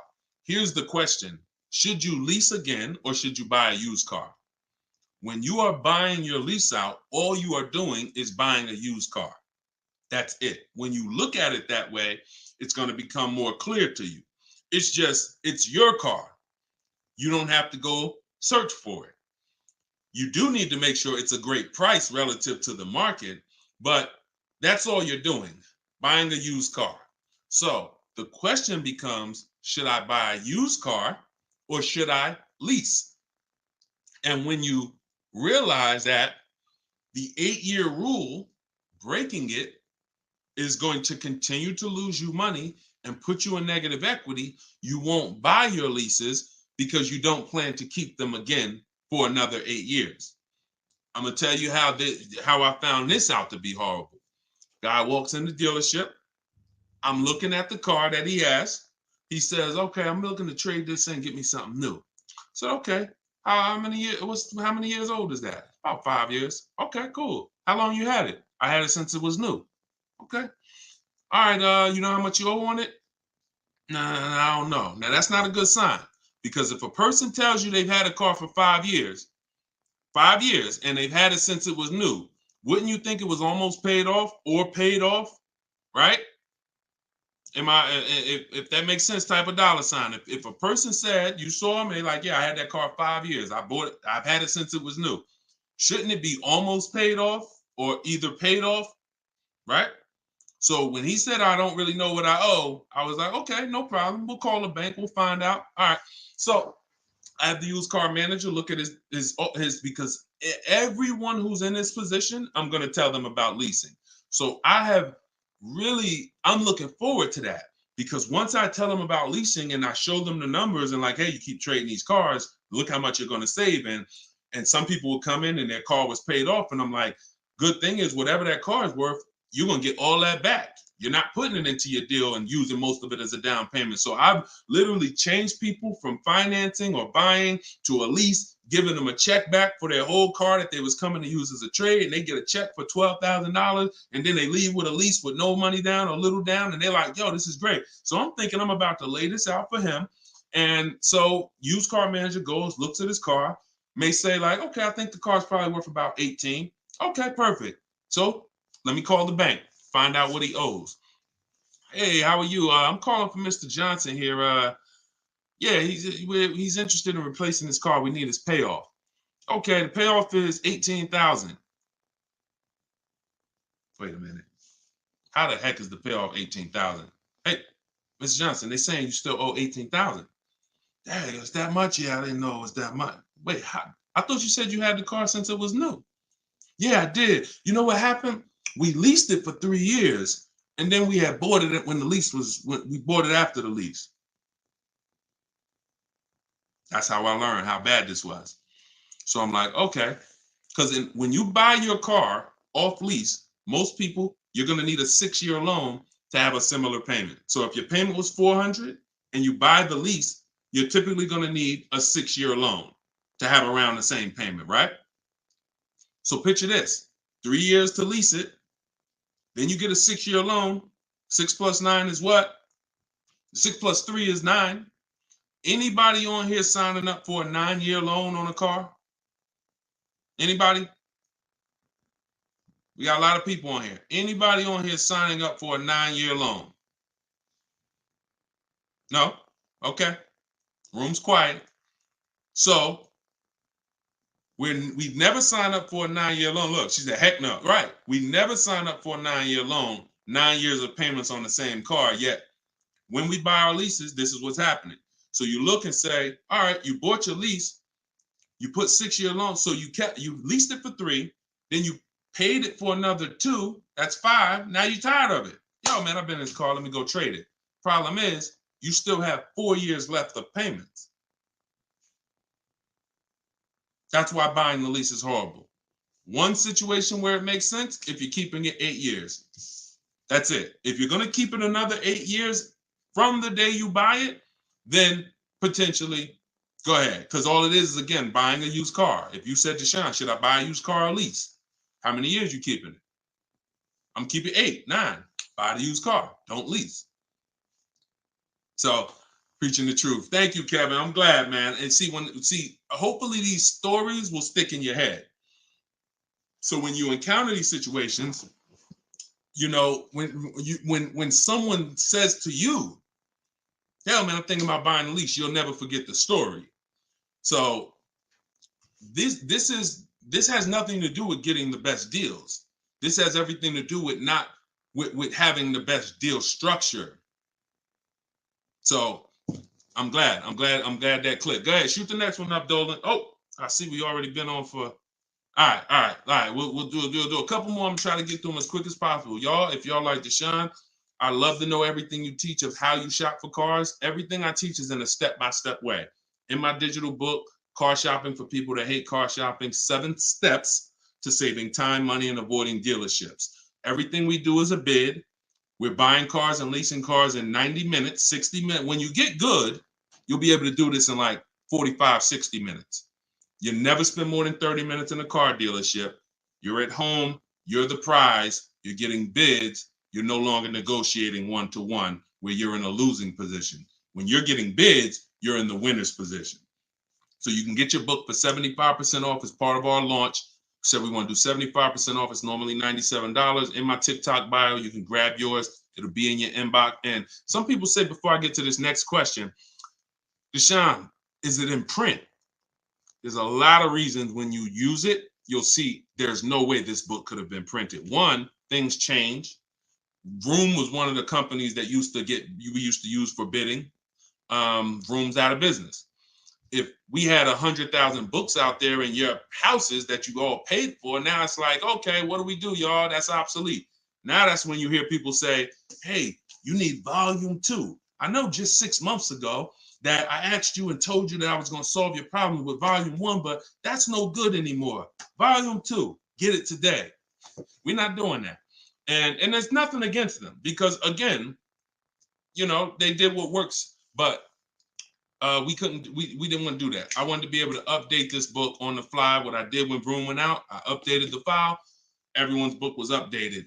And there's also links in there. There's links to videos. Like I said earlier, you have my scripts in there. That was all stuff. You're going to be copy and pasting this. There's no way I could have did that in a physical book at all. All right. What do you think of swap a lease? If you can get a great lease deal, absolutely. Absolutely. We always compare, divide the monthly payment into the MSRP.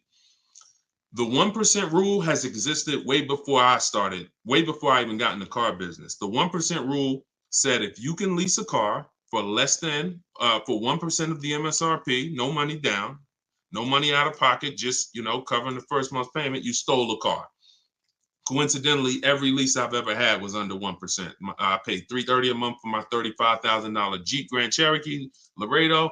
I paid $325 a month for my Infinities, then $345. Then my highest one was $390, and that was a $45,000 vehicle. So these are under 1% leases. In order to get 1% leases, you need to shop multiple offers, but you also need a great lease program. So what we always say is under 1% is a steal. You'll see there's 3 categories of leases. Steals, great value. Those are under 1%. Great deals. Those are between 1% and 1.5%.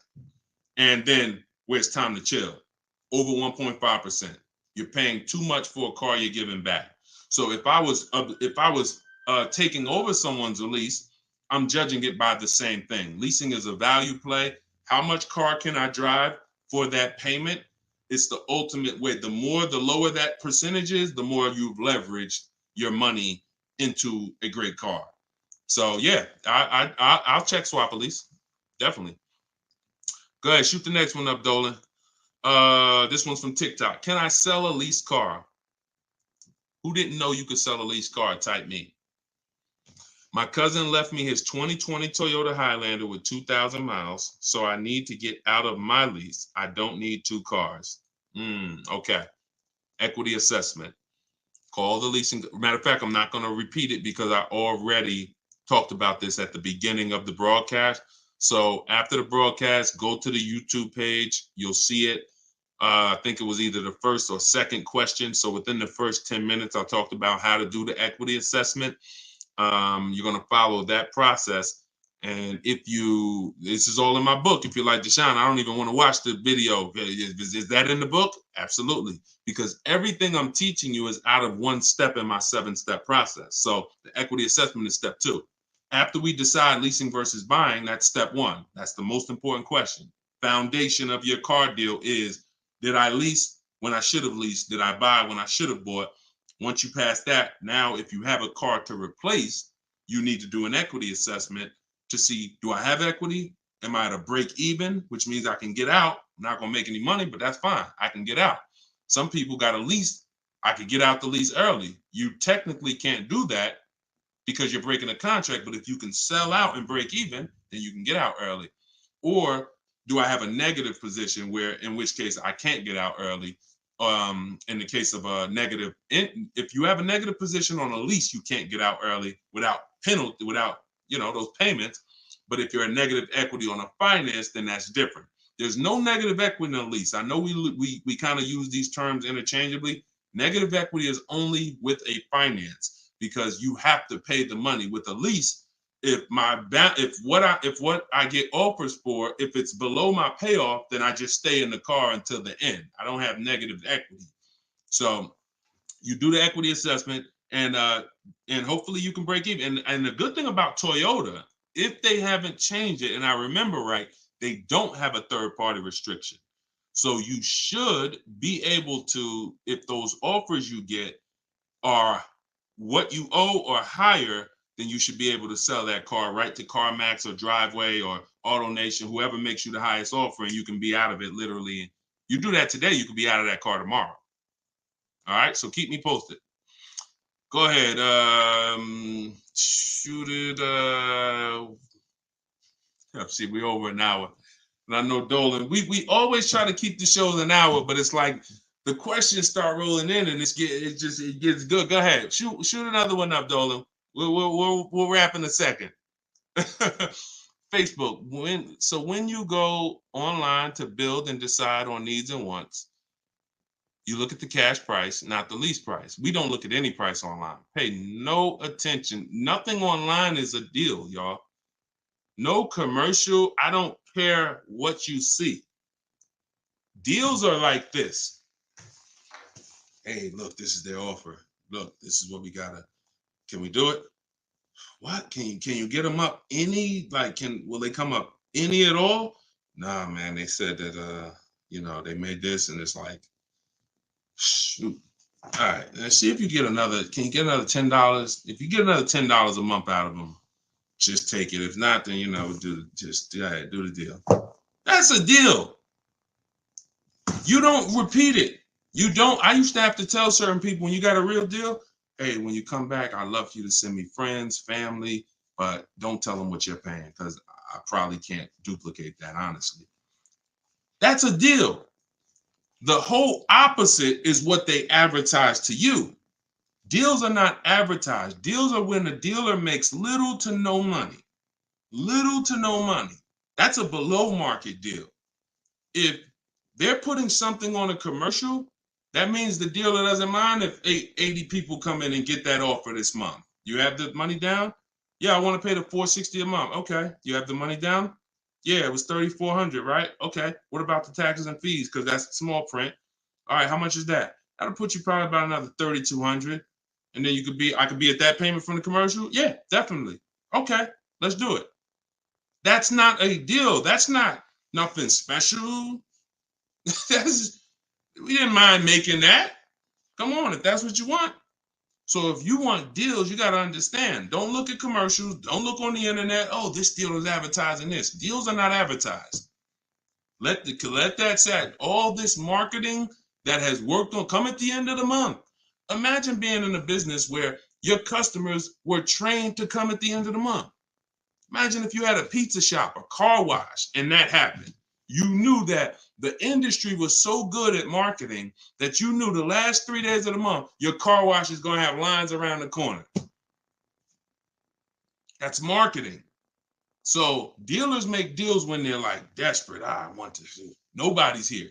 So don't pay attention.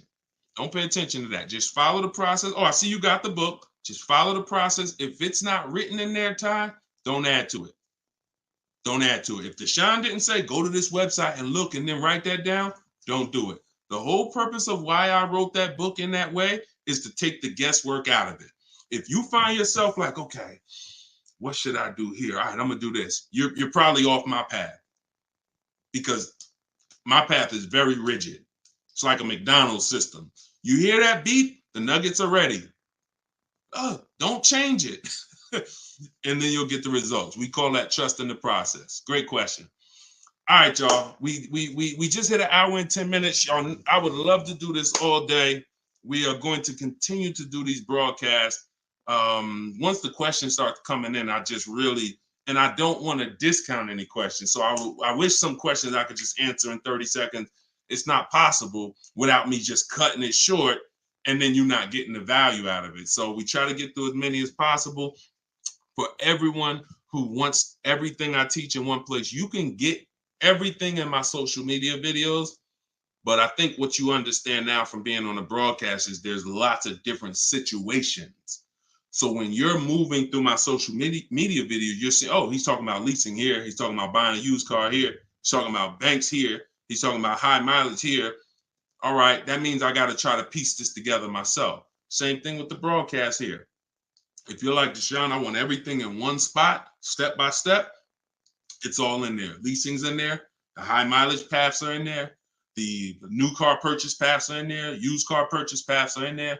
And step 7 of my book is delivery.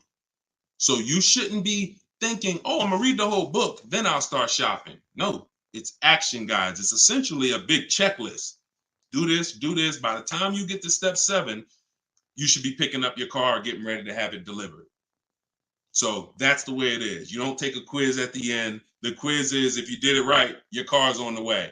So everyone can get your book for 75% off as part of our launch. It's in my TikTok bio. Grab yours, use it, and please make sure you email me your deal. As soon as you make your deal, send me an email. Deshone, check this out. I don't want to see just the car you got. I want to see the price you paid. You're going to have price assurance, and I'm happy to be on this journey with you. So get it in here. I'm going to send this link. I'm going to type the link one more time for you guys here on Facebook and YouTube. In case you missed the countdown, I just typed the link. You can grab it there. TikTok, Instagram, it's in my bio. Click that website and then click that button that says 75% off. So until then, thank you, Ty. Great questions today. Great questions. All the questions were good. And I'll see y'all on the next broadcast. We'll keep this going. God bless y'all.